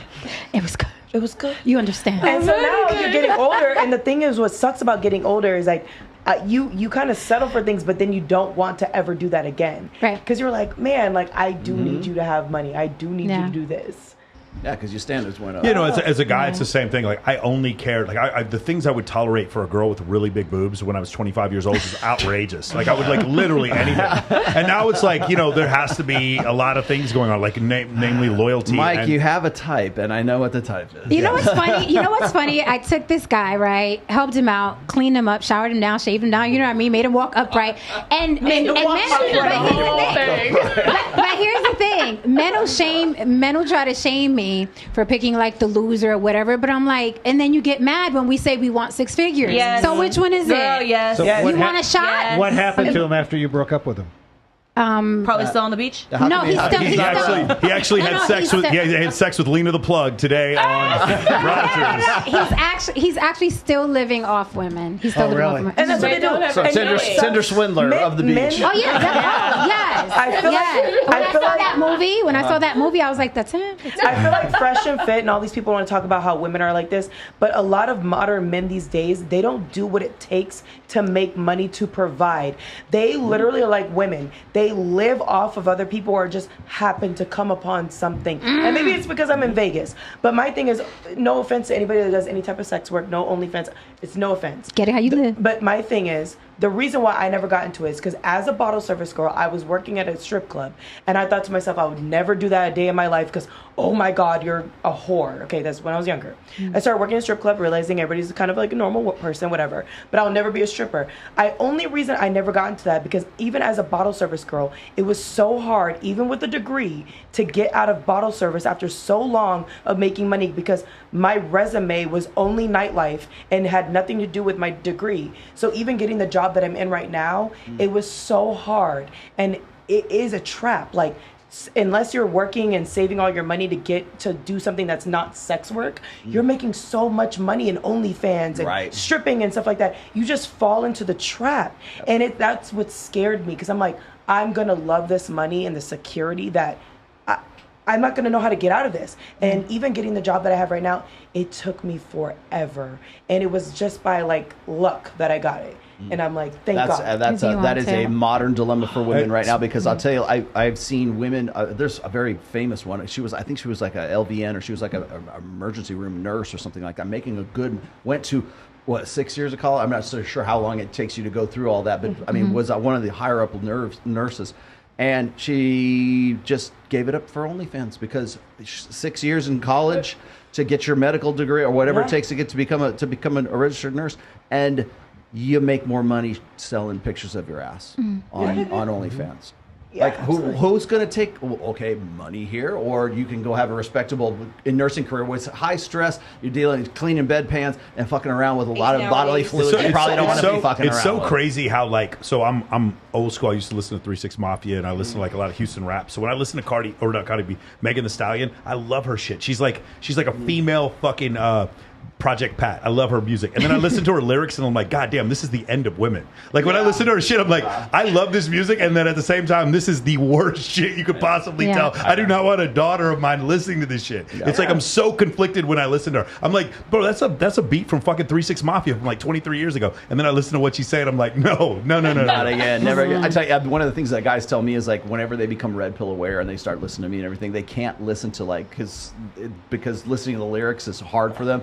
Old music from like the 80s that they used to like sing out loud in their cars, like I can't sing this anymore, it's too I have to I mean, after experiencing this, like I have an ex I gotta call and apologize to. Oh yeah? You're gonna go and do that? Because it's the boundaries thing, and I realize now after this, that I set all these boundaries, but I was like, well, I can still do this and I can still be cute online, but you better not. If I catch you know what I mean? Oh, no, so I was open and he was closed. One of the things I love, and I didn't get it then. When I I manage all these contests or whatever, and I talk to a bunch of girls, and they'll be really honest with me, and they'll say crazy shit. They'll be like, yeah, I fuck around with these other guys. I have like 3 or 4 sugar daddies or whatever, but my boyfriend cannot talk to any other girls. I will fucking kill him. And I'm just like listening to this, and it's like crazy.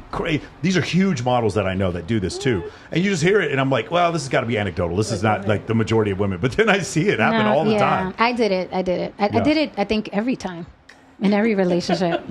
Yeah. Did what?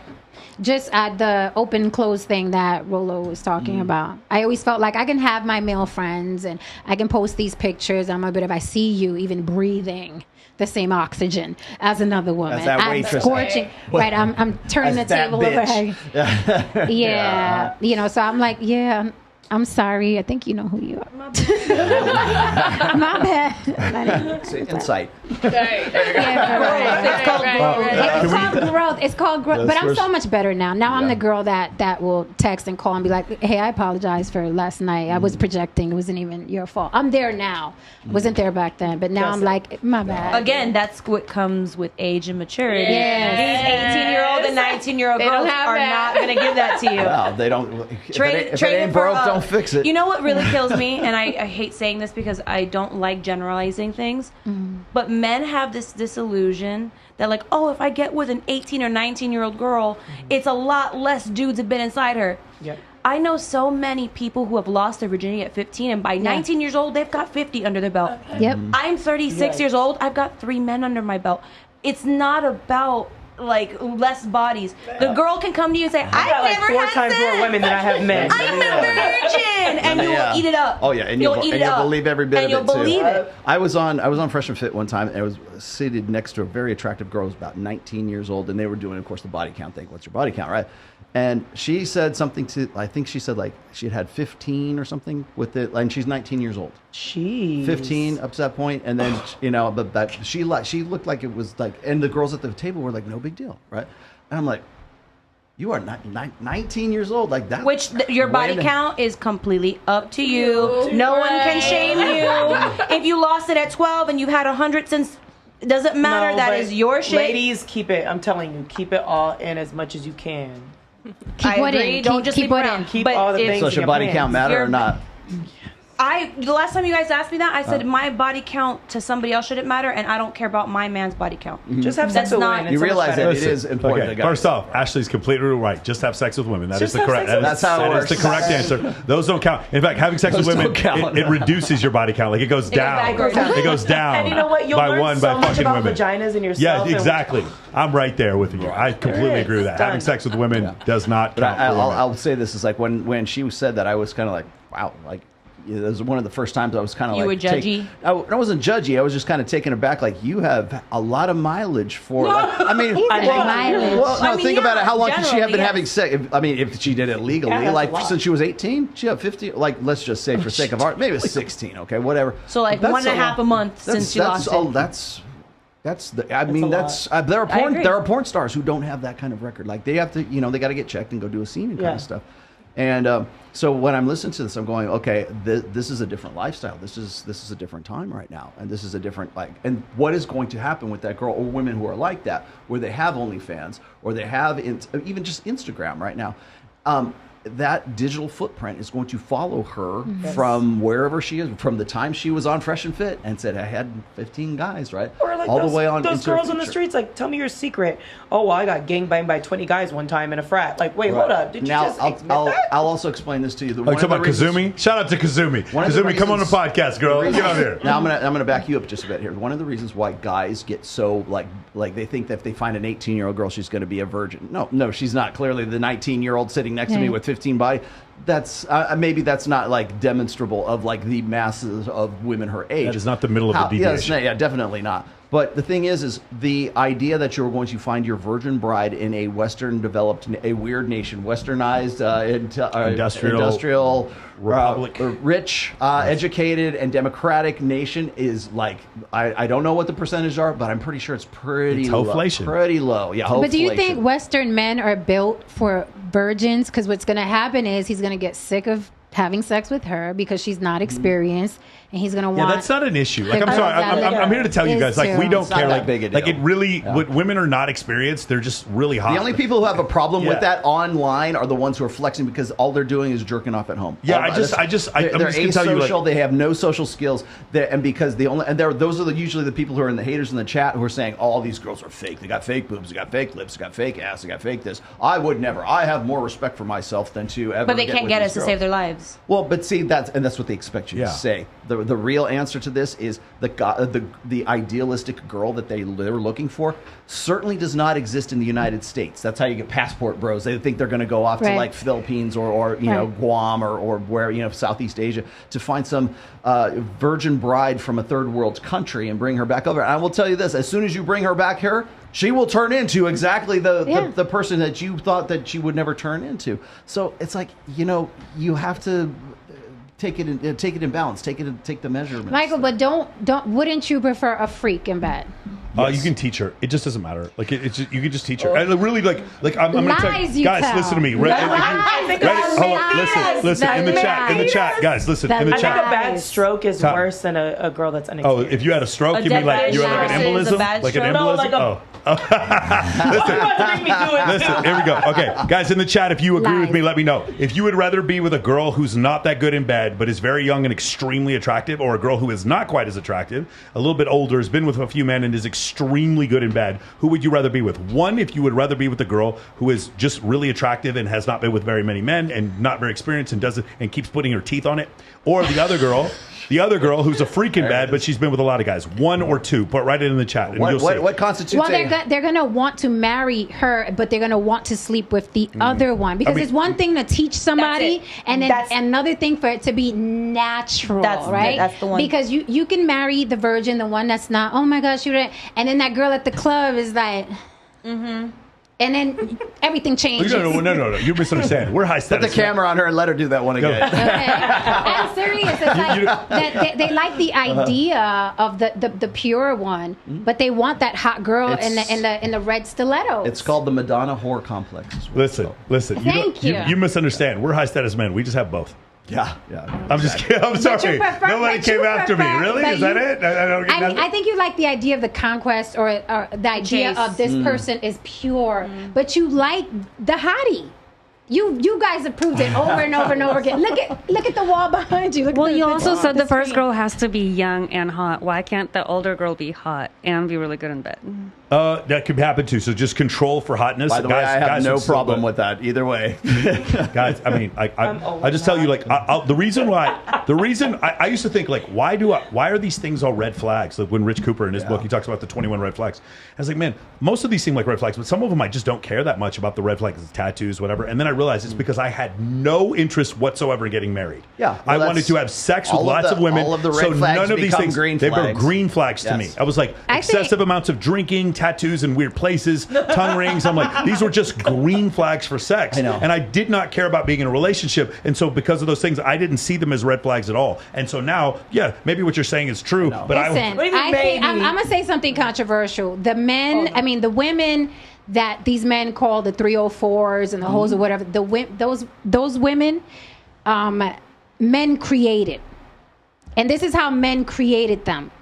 Your obsession with the quote-unquote hoe. Porn is $1 billion industry. Yes. So is the strip game. So is the sex industry. You guys chase those women to the point where even the pure ones are running around looking like hoes. They're like, oh, this is what you like? Well, this is what I'm going to do and I'm going to give you. And now it's out of control and you don't like it anymore. Now you're getting your passport and you're running, where's the pure one? No, this is the one you literally made a TikTok saying exactly that. This is the one you wanted. The OnlyFans girls. But who's paying the OnlyFans girls? These guys. I promise you, not the lesbians or the straight girls. The ones throwing the ones in the chat. That's who's paying. The ones throwing the ones in the chat. Females buying OnlyFans. This is probably the 112th time I've heard this argument. Okay, it's true. It's not an argument. It's factual. They're the first ones that will call you factual in this. Okay, yeah, of course. I'm sure there's people in the chat are doing that right now.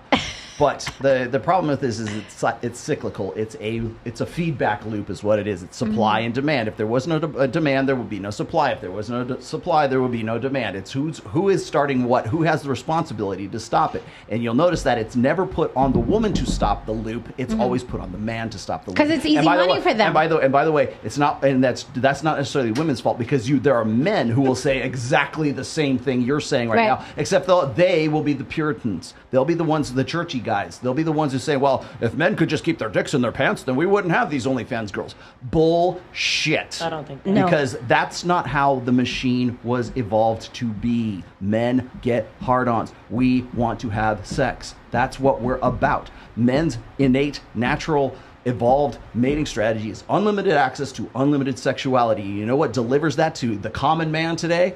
Porn. Okay, so you go back to like medieval time. Pillaging and raping.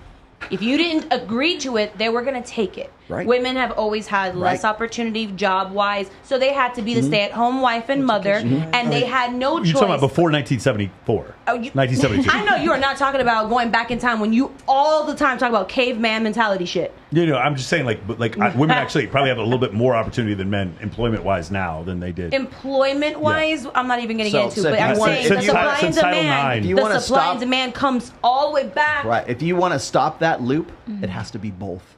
It has to be both. I agree with you. I agree with you 110%. But I don't want to stop that. I don't want to stop it. I would like to. What I would like to see stop is men pretending that they don't prefer the hoe. That's what I would like to see stop. Like go out, be hoes, and like go that like whole following on Instagram. I think there's a different. I think there's a different place. I think it's a different place. Like even the guys who call them 304s would still have sex with them. Like, they're not saying that they would. That's the thing. Yeah, that's the like the whole thing about Stephanie. You're calling Stephanie all these ugly names, but then all of a sudden her who's Stephanie? I call Stephanie Palmer's.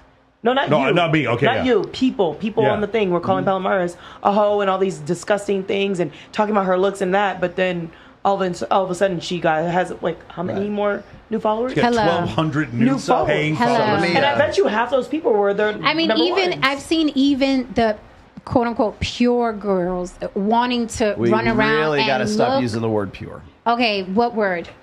Because I'm using their inexperience. Loyal. Okay, Let's just say loyal. Loyal. Yes. Okay. Like devotion. All right, devoted. Wait, the because devoted when you put women. let me tell you why I have a problem with the word purity. I said this on the last show. Is and this is not on you. I hear guys saying exactly the same thing. Like they're saying like, women sell purity. No, they fucking don't. They sell loyalty. They sell fidelity. They sell devotion. They sell natural innate desire for that man if that man measures up to his burden of performance.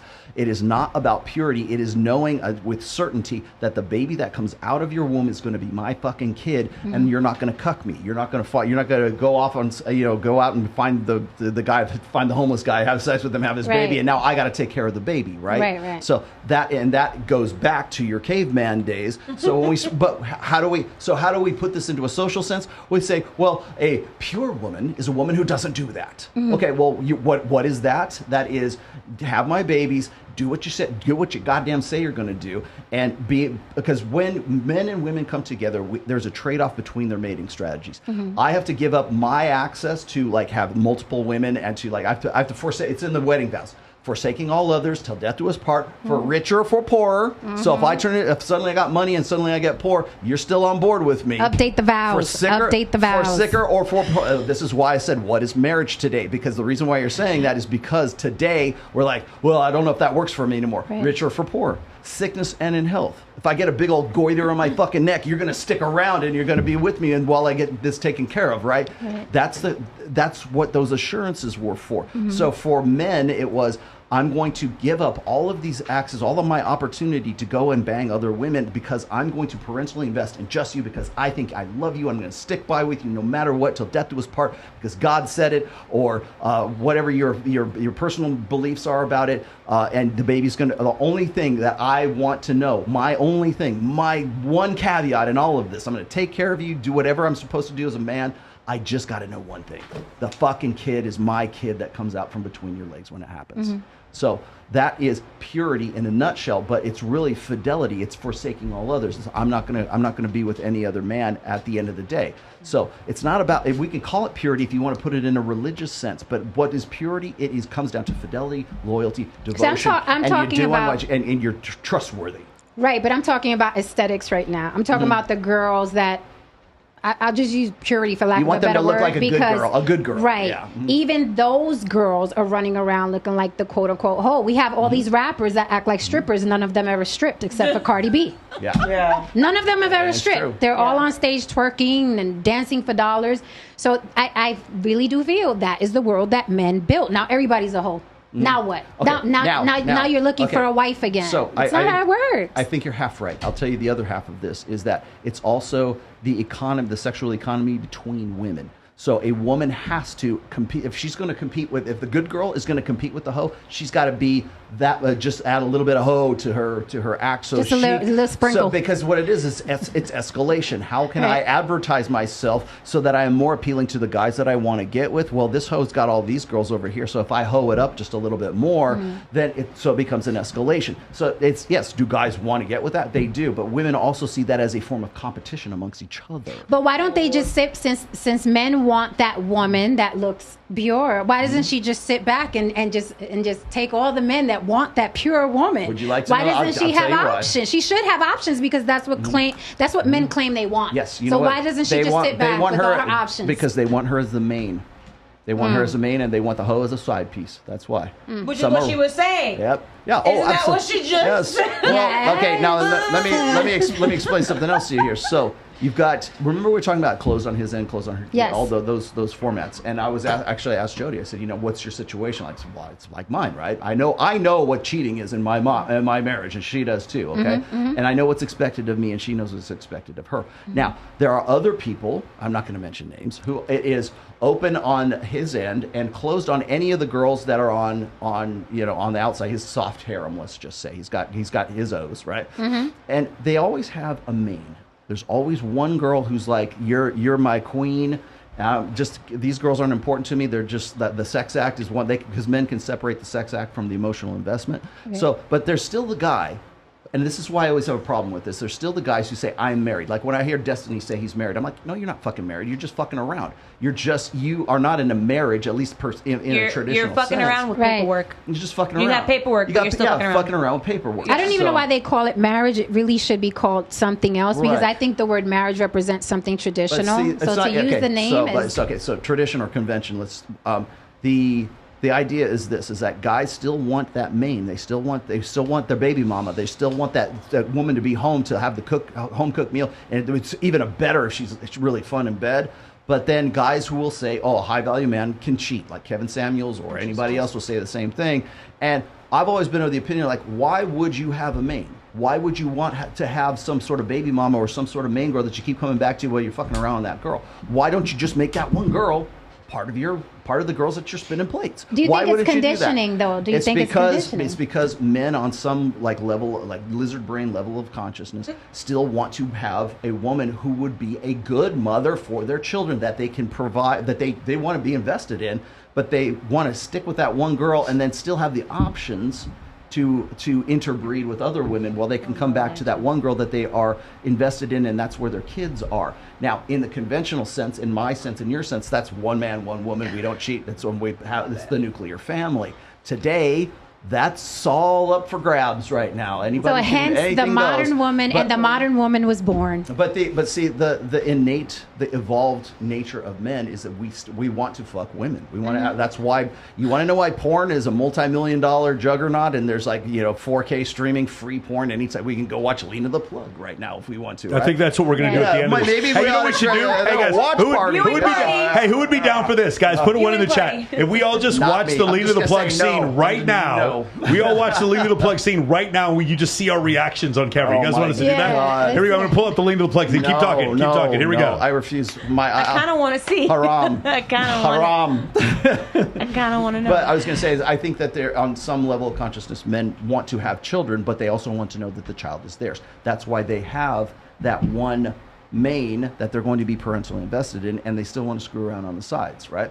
Women, on the other hand, they've got to find the balance between the hot guy who's good for the short-term genetic benefits. He's the hot, fun guy that you want to fuck. It doesn't matter if he's homeless. It doesn't matter. He's just got to have good DNA. It's got to be fun in bed, and he pays the rent with his dick, right? Right. Okay, because you're already paying the rent with everything that you've done with your money and your business and everything else. So when that guy still wants to, Jesus Christ.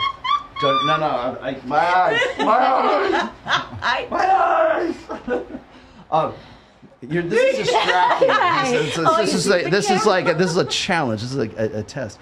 But long story short, for women, hypergamy means they're looking for the best sexual experience they can get, just like that, and they're also looking for the best long-term security benefits in that guy. Though that rarely exists in the same guy. That's why you get to fuck the homeless guy, and then you go, you know what? Maybe it was fun while it lasted, but now I need a man with some benefits now. Okay, so you see these benefits right here. You see these benefits? Look at that. That's the benefits. You see this? She's thick. Why does it rarely happen though? Why can't the? That's a big man. That's a big man. That's what I'm saying. She's either tiny or he's humongous. That's a big man. I'm scared. Why does it rarely exist in one man? Why is it that the hot guy never has any money, and then the guy with money is not hot? Because you don't. First of all, you don't expect it, right? And the guy that's fun to fuck was probably when you were younger, right? He was a guy that was between the ages, say, like 18 and 28. You're looking for a different guy than what you're looking for when you're 29, 30, 31 years old. Because now you're like, oh, I had my fun. I was so crazy in college, but now I'm going to get right with God, and now I'm going to go and change my mind about everything. And this guy, you better jump through these hoops. I mean, I've got these rules for you, and you better love your mom and like puppy dogs and want kids and have a good education and love your mom, love your family, come from a good family, have a good job. All this laundry list of criteria now. But the problem is that usually happens right around 29, 30, 31 years old. And now you're being cycled out of that sexual marketplace while the next crop of 21-year-olds are coming in. I want to know about the Margot Robbie thing. You want to? What is Let that? While you guys are enjoying the Lena the Plug video over there. I didn't see it. I heard the guy was big. I didn't see it either. Let me see. He's a big guy. I'm gonna read through this right quick. Can you put my screen up on the? I promise you won't see anything. He's not gonna play. Yeah. He's not gonna pay for that. Right. He is not gonna pay to see that video. This is Margot Robbie up here. This is when she was 23 years old, and she was in Wolf of Wall Street. She was Wolf of Wall Street. Okay, she was also played Harley Quinn in Suicide Squad. Yeah. Okay, so you know who we're talking. Don't say that word. You do know. Okay, well, Suicide Squad is a movie. Okay, so I can. It's a title. It's a proper name. So this is her at 23, and this is Margot Robbie at. I don't know if I can blow this up a little bit more here for you. This is her at 33. The powers that be in Hollywood have decided that at a 33-year-old Margot Robbie is the perfect casting for the new Barbie movie. I mean, if they put makeup on her, I promise you won't be able to tell the difference. I mean, by the way, let me say this one, because I know a lot of red pill guys are going to think I'm full of shit. Margot Robbie is a phenomenal actress. Forget about the fact that she's really attractive in Wolf of Wall Street. You should see some of the other stuff she's done. I was an actor for 2 years. I can tell when people are shitty and when people are great. She is fucking awesome. Yeah. And I've seen her. The same thing happened with, I can't remember who the other girl was that was like super pretty in one movie, and then you see her plain. A lot of these actresses, the reason why they have such plain faces is because you can do different stuff with them. You can mold them to different. Yeah. You don't want a super Anna Paquin is a great example from True Blood. Super plain face, so you can make her hot or you can make her not. And I think Margot Robbie is kind of. So I'm gonna read you this. I actually read this on my other cast, but I think it runs this whole thing down better. Margot Robbie was cast as Barbie because she isn't pretty enough to alienate a female audience. Wow. A polarizing take, and that landed at number 2 on Twitter's trending topics just yesterday, and made half the user base lose their effing minds. Here's why. Let's see. Casting of the role of Barbie is specific. Barbie is the archetypal California girl, tan, blonde, thin. In fact, she was the most hated icon of like militant feminism of the late 60s and early 70s. Everybody, in fact, it was an insult to call somebody Barbie. Now apparently it's not, right? She's the epitome of the bikini-clad bimbo hotness. There were other actresses who better fit the bill, but the studio chose Robbie instead, pointing out that a 33-year-old Margot Robbie didn't fit the bill for a real-life Barbie doll. Enraged female Twitter users who called the criticism unhinged, and those who agreed both gay and incels, because they had actually pointed out the fact that a 33-year-old Margot Robbie could not compete in the same sexual marketplace as the 23-year-old Margot Robbie. That's what was being pointed out, and women don't like to have that pointed out to them. Is Margot Robbie still in the top 5% of conventionally attractive women at 33 years old? Is beauty immutable, or does sexual attraction diminish with age? And that's the reminder of all of this here. So, again, could you find a hotter girl than Margot Robbie by clicking through Instagram for a few minutes, or walk around a college campus, or go into any sorority house? But they can't act. Like, if you've seen, can they act? Who was the girl from Married with Children who was in Anchorman? Christina Applegate. Christina Applegate without makeup on looks so insanely different. Like the things that they could do, I'll bet you they could make Margot Robbie look any way they wanted on these films. And I'm sure they'll probably use CGI, but like as beautiful as Margot Robbie is, she still has flaws. Mm-hmm. She's not like the absolute epitome, most beautiful woman she's on the planet. She's not 1994 Selma Hayek. Barbie. She's not like perfect. She's not Barbie. But does she really need to be though? Well, of course, everyone. She's not Kelly Hu from Scorpion King. She's not. See, perfect. That's the thing. Is like, so I was pointing. I'll read the rest of this here in a second. But I was pointing out the fact that the same people who have a huge problem with a light-skinned black girl playing the Little Mermaid. That casting right there they were happy about that. But when Margot Robbie is she's a white girl, that's why. Well, yeah, it's true. But if you had a problem with one and not, if you had a problem with her and not with the other, it's the same dynamic right there. It's still a miscasting of what the character was. Hey, so is Margot Robbie Barbie? Hey, do you know? It's not a miscasting. It's how they're explaining the casting. Because but Barbie was hot. Like the point of Barbie is to be hot. There is a California girl It's not about her being completely different than the original. But is she being cast to pander to women who don't want to be reminded of the fact that they can still be 33 years old and still be a Barbie who is effectively 23 years old? I think I think you're reading too much into it. Yeah, I don't think it's the same to me. I think that honestly, I think the point of Barbie, it's very feminist in nature. Have you seen the trailer? It's very feminist in nature. I can't wait to go see it. Oh yeah, No, it's literally, And it looks like it's adult. I probably will. Like there's a lot of adult kind of jokes. Do you guys in it. know why I didn't care about the what's it called, the Little Mermaid thing? What? Because I'm not a gay dude watching Little Mermaid. Exactly. Why the fuck do I know. care about the Little Mermaid? I think it could make her Exactly. purple. What the fuck? You really gave that much of a shit? Because I don't care. I will By the have- I do have to point something Captain else out. Marvel, you remember how they were all Yeah. mad because she was she was an Air Force officer. Of course she was a badass. That's exactly why. Salute. Cross into the blue. Yeah. Yeah, it's more. It's in my opinion. I saw the trailer. I'm like, oh, this is some feminist shit. Like, Barbie and the What is Barbie it? girls Yeah. are basically saying we can do whatever Ken can do, and then what would Ken think? Ken thinks it's that type of vibe. I'm excited to watch That's it. original. I'm excited to watch Wait, it. it really did that? No, it's that type of vibe. Like, Oh, the it's like movie. Ken, That's what kind of movie the it is. trailer. Like a dark comedy. Yeah. I think Barbie as a dark comedy would be incredible. It's We more. should wrap It's it up. more about Can we women power. Can we knock out the final super chats and then we'll clean it up here? Okay. Can we go ahead? Oh, by the way, Stephanie had to leave. She had a family thing that she had to go to, but she wanted to say bye to everybody. Go ahead. Okay, so there was from Jonathan Mitchell. He actually put in $200. Hey, He goes, minute. "How do There you you want go. to be remembered? If so, if not? Wait, what was the question? What? How do you want to be remembered? How do you want to be remembered? If so, or if not?" Okay, so one more time, Grammarly.com. Grammarly.com. How do you want to be remembered? Okay, how do I want to be remembered? I want to raise probably a couple million for animal rescue, troops overseas, and homeless children. Because at least like the left and the right can't come after me for the homeless children. That's the only thing. So that's what I want to do. I want to be remembered for my body of work, for what I've done over the course of a lifetime, not just trophies on the shelf. For for helping people with that work, for being having an obligation to objective truth. There you go. And to die in a flaming car crash listening to Slayer going 65 miles an hour in a very fast car. The thing, Death or glory. The thing for me is that's what I want to be known for. What I will be known for are these fucking flat Earth debates Yes, that I keep doing. those are going to stick with you. That my The grandchildren, digital footprint, you got my it. grandchildren will watch me debating flat Earthers. That's the thing I will be known for in the end. Cool. Dude, let's go through. Let's knock these out. What else do we have? So Crypto Keeper, two of them for $4.99. The first one says, Mike, what do you guys earn on each percentile? The fall into cash wise, i.e., top 20, 10, 1% of man. How much do men make according to the women? Okay, yeah. So real quick, I understand what the question is. Ladies, real quick, the top 10% of men make how much? What do you think? How much money? Jen? Just say a 3-digit number, real quick, or 4-digit. The top I'm sorry. I'm sorry. Per year. 6-digit or Per year. 7-digit. Per Sorry, year. per year. I would say 50,000. 50,000, the top 10% of men. What do you think? Oh no, top 10. Yeah. Yeah, top 10%. Oh, 8 figures. Do you think they make 10 million or more? What do you think? $500,000? No, that's 10 million. The top 10 million, 10% top of 10%. men? What do you think? 500. 500,000. What do you think? 120,000. What do you think? Top 10% of men. 800 or more. Cool. It's 173,000. What about the top 1% of men? What do you think they make?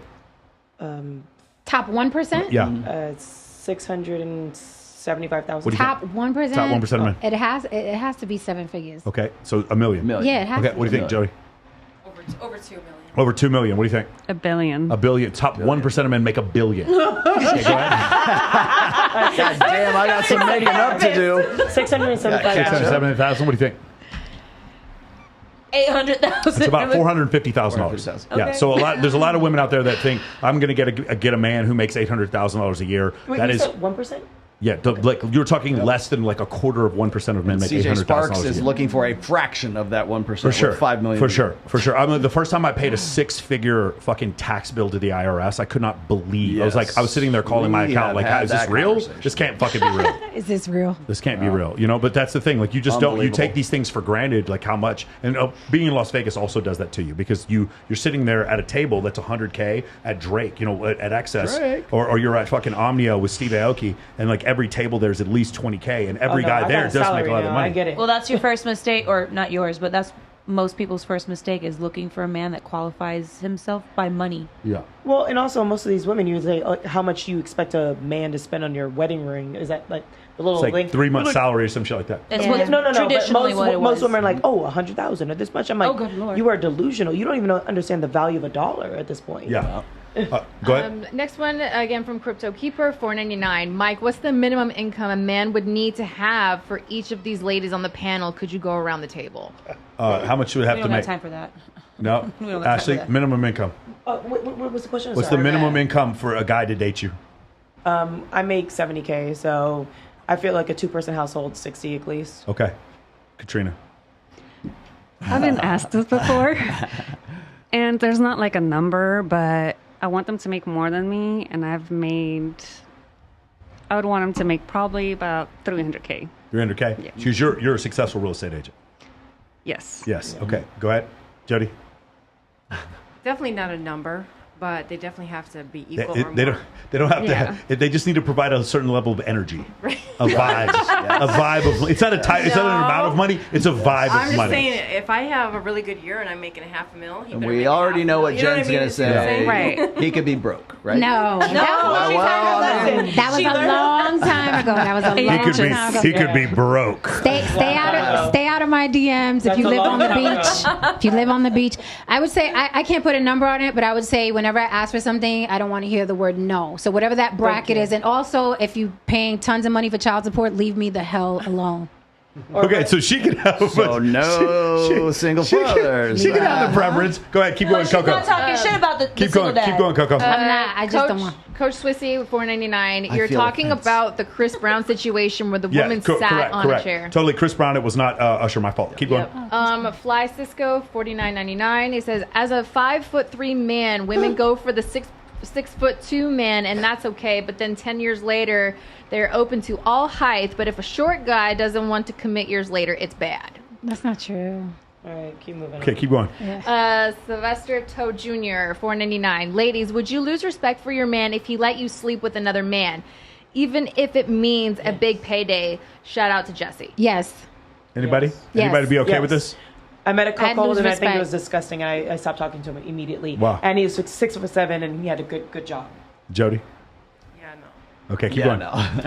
Crypto Keeper, $1.99. One. He says, I think it was based on when you said like put in a one or something. Yeah. He goes, also married men buy OnlyFans too. Yes, married men will buy OnlyFans. Okay, keep going. And then Rolos, there is from Modern Life Dating. Hi, John. How are you? He just says hi. Howdy. Thank you for your. John's got that. Thank John's you for got your money, 50 y'all. yens. Yeah. John's got money, y'all. This then we're Japanese good on women be competing supers. for John. Yes. Keep going. Wait, We're good on supers. Hold on. Did you get mine? Hold on. Let me Yeah, see. you did. She was just. Yes, you did. Is that it? Okay, Yeah, cool. that's We got us. it. All right, go, ladies. Can we get one closing thought from each one of you? Yeah. Let's start with Katrina Riznova. A closing thought. Yeah. I What guess. did you enjoy this? What were any thoughts you have or anything you want to promote? I just think that from our very first conversation, I think that people should communicate better about their boundaries up front. And like how you guys said, when it clicks, and Yeah. it shouldn't be this hard. But you to mentioned, make things. are you looking for a dude right now? I've been single for 7 years. Yeah. Wow. And I just haven't met anyone who's Who's swept me off my swept feet. you off your world, feet, yeah. swept you off your feet because and then you also make it $300,000 a year. Got it. I got it. Makes sense. All right, guys, slide in the DMs. There you go. What about Barry? What do you think? You have any closing thoughts? No, I just find it very interesting, going through these subject matters that you pick up. Yeah. And He was a and good what you guest, just said. man. I was going to say that. No, I didn't say that. No, I mean, No, you're a good guest. You're a good guest. a good guest. Yeah. But no, it's just been very interesting listening to all your commentary. This is what I do for a living now, Barry. This is us. Yeah, no. I whore myself out to a microphone. No, but for a guy who I've got 4 grandsons, okay, at various ages, and one has already graduated college and working full time, and and I see how they're all growing up. There you go. You can give him that. Okay. Rolo's book. That's mine. I see how they're all growing up, and it's and they're in a bubble. I mean, Vegas is a bubble. It's a different kind of bubble. For sure. Yep. So if you have the same conversation in Columbus, Ohio, it's going to be a different conversation. Right. Denise and Idaho. So, but it's all interesting. It's all context. Girl. Oh, me. Hello. Closing statement. Statement. You didn't get elected if that's what you're worried about. Hello, my name is. I don't know. Oh, okay, I do actually know. Most of you men in these chats, you guys want to talk mess, but most of you guys are not ready for a real relationship because you probably make $10 an hour, which is okay. They make more. But you want to talk mess. No, it really isn't. It's not. If yourself living on your mom's couch, it's okay. Basement boy. But you can't talk mess about somebody else that you want to receive and talk down to us, calling us 304s if you can't even. If you can't even deadlift 370, you should not be talking shit to us. Is that what you're saying? Say, I'll take you one day in the mines. You won't last. Yep. Oh. There we go. That's it. Closing thought for me, making the world a place where if you say you're gonna do something, do it. If you want to see a change, make a change. I don't know. Be a kind person. If you want to be remembered for something, be remembered for something good. Align your chakras. Align your chakras. Open your third eye. Go ahead. Okay, I am on the block with Jen on YouTube. It is on the block with Jen, not Jen on the block. My parting thoughts is men, I understand why you're angry, but I think men and women need to understand that we are reared, conditioned, and raised different. Women are raised to close their legs and be princesses and be cute, and men are raised to conquer the world. When those two people come together, it is tornado, volcano, because we're raised completely different. And I think that's something you should consider. And I think for the ladies, Rolo, something you said, we have to be self-aware. Right. Insight. Right. Insight. We have to have insight. It helps a relationship tremendously when you can go to a man, you know what I mean, unprompted and say, I'm sorry, I apologize, I was projecting. That's all I got for now. Hey, and all I have to say is if volcanoes are real, then the fucking earth is round. Thank you. And there ain't no hollow earth. Dunked on. Yes. Sorry. Go ahead, there Jody. Don't you know about the firmaments? Go on Bumble. Go on Bumble? Yeah. There it is. Is that where you get the good ones? Is that where the attorneys are? That's where you find the good ones? That's where I found my husband. Michael. So there's some good catches. Not seeking arrangement.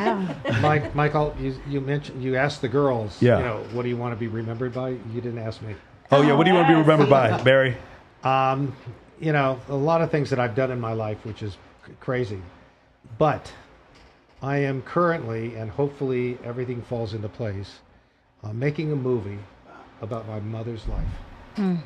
And hopefully it gets made, and hopefully you'll all see it, because it's a story of a battered wife got married at age 15, who left Detroit because it was cold, flipped a coin, heard Florida was warm and California was warm, and with her 5-year-old son, my older brother, moved to Hollywood and did a lot of things, but became one of the most beloved women in all of Hollywood, was a major dress designer, and back in those days, she did things that nobody ever did. She was honored by the President of the United States for hiring the handicapped. She created Handicap Week. She raised millions of dollars for charity. She would, at age 85, go down to the homeless shelter downtown to teach women how to dress and put on makeup. She loved people. She raised money for sickle cell during the times when people were marching in Selma, and Martin Luther King was on her dinner committee. And in her dress business that she created, she hired, back in those days, Marilyn Monroe, Mitzi Gaynor, Debbie Reynolds, Elizabeth Taylor, to model for her, because models were not plentiful at those days. And she became an amazing cook, and she'd throw Hollywood parties, and they all had to perform at her parties. And people like Sidney Poitier would come over for his peach pie, who she made for him. And it's a story of, women empowerment, that a woman can do anything. Back in the day when she was told, you can't do this, okay? And she did it all, and married her 4th husband. By the way, after 3 years, she divorced her 3rd husband. And when people asked her, why did you ever marry that guy? He was a drunk. She said it was the best sex she ever had. There it is. There it is. It comes full circle. All right, so the whole thing is we brought it all the way back, and the main thing is love your mom. Just love your mom. Shout out to my mom who didn't do any of that shit. Is the story is will be called Spirit of Life, because she was honored by City of Hope with the Spirit of Life Award. And it pertains to her life. So I hope we get I'd to like see to it. be remembered by that getting made, because I think it might change people's lives. I love it. I love it. Awesome. Do you have anything coming up? Yeah, this show again. I finally go. Mama, I'm coming home. I've been here for 10 days because we did Zerka's interview on the interview, such as it was, on Sunday. We did the flat Earth debate. That's out now. Or you're gonna about. Mine's coming out at noon tomorrow, so I want you guys to please check it out. We also did kind of like a table talk with Zerka as well. That's I got 66,000 views in 5 hours. Yes, I'll be reposting that on my side as well. So we've done a lot of content. I've also released 2 short form videos today, because we're working with a different studio that's out here at Jade Apartments. Really great place where we shot with Zerka. Shout out to Jabrizi. Thank you for allowing us to use that studio and just being a good, a wonderful host. Thanks, man. I want to get him on the show as well. Who are we going to have here next week on July 20th? We're going to have Sharp. We're going to have Sharp from No Jumper. So we'll have a lot of questions for him. He's going to talk about that. We have a bunch coming up. I believe we're going to have Coffee and Cleavage on the August 3rd. I got to make sure that they can come, and then we're going to try to have. We're going to try to have Adam Sosnick on Access Vegas on the 10th of August. Hopefully, we'll be able to do that. Just going back to what you said, I did the ESPYs party a couple of days ago. We have the 2 interviews with Zerka that are on my channel right now. The second one's about to come out at noon. They're blowing up. I can't believe how many flat earthers that follow. Well, the thing about Zerka that's different from other flat earthers is that most of his audience don't think the Earth is flat. So a lot of them agreed with me, but that was pretty cool to watch. Right now, it's going to be next week or in 2 weeks. We are going to go to Los Angeles on the 25th to do whatever podcast. On the 26th, I am hosting Swimsuit USA's Los Angeles preliminary.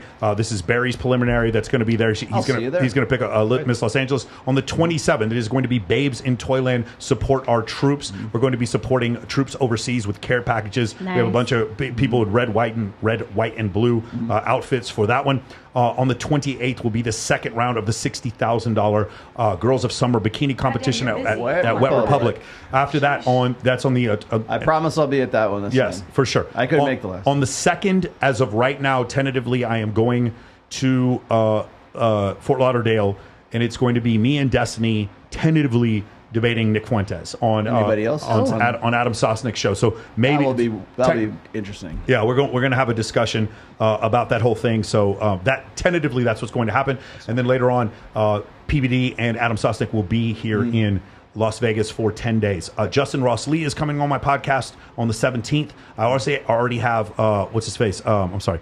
The Brad Lee podcast came out, just doing absolutely phenomenal. I have Rich Sheffrin, the guy who created the automated webinar. And you guys know who Neil Patel, the king of SEO. He's coming on my podcast. His episode comes out in a couple of weeks. So I have a bunch of really great guests coming up. Right. And last but not least, we did a show with Robert Kiyosaki. Yes, and that's with their people right now. It will be approved. Most likely, it could be coming out this week. So look for that. We'll put that on the Access Vegas site. If you're watching the Access Vegas new channel that's out. And by the way, we are also on Rumble now. We just started our own Rumble channel. Yeah, you can make jokes about that guy who ran Germany in 1939 on Rumble. Yeah, you can do it all you want. You can say all those words you couldn't say. You can say all the words you couldn't say on here. They won't kick you off for shit on Rumble. And you were in with Robert as well, yes. So you'll be featured in that as well. Beautiful. So that's coming up. One last thing, guys. There is no excuse. All of you, if you message me on Instagram, I will give you access to my Skool server. It will have the schedule for every single thing I just mentioned. It will have the 30 book MOA book list.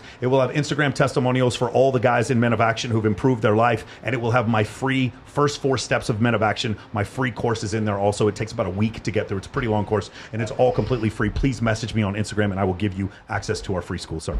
Anything else? Is that for this show? Thank you guys for showing up, and we will see you guys next week. Awesome. There you go, man. Beautiful. The earth is fucking round. Yes. I don't care what you say. Hollow.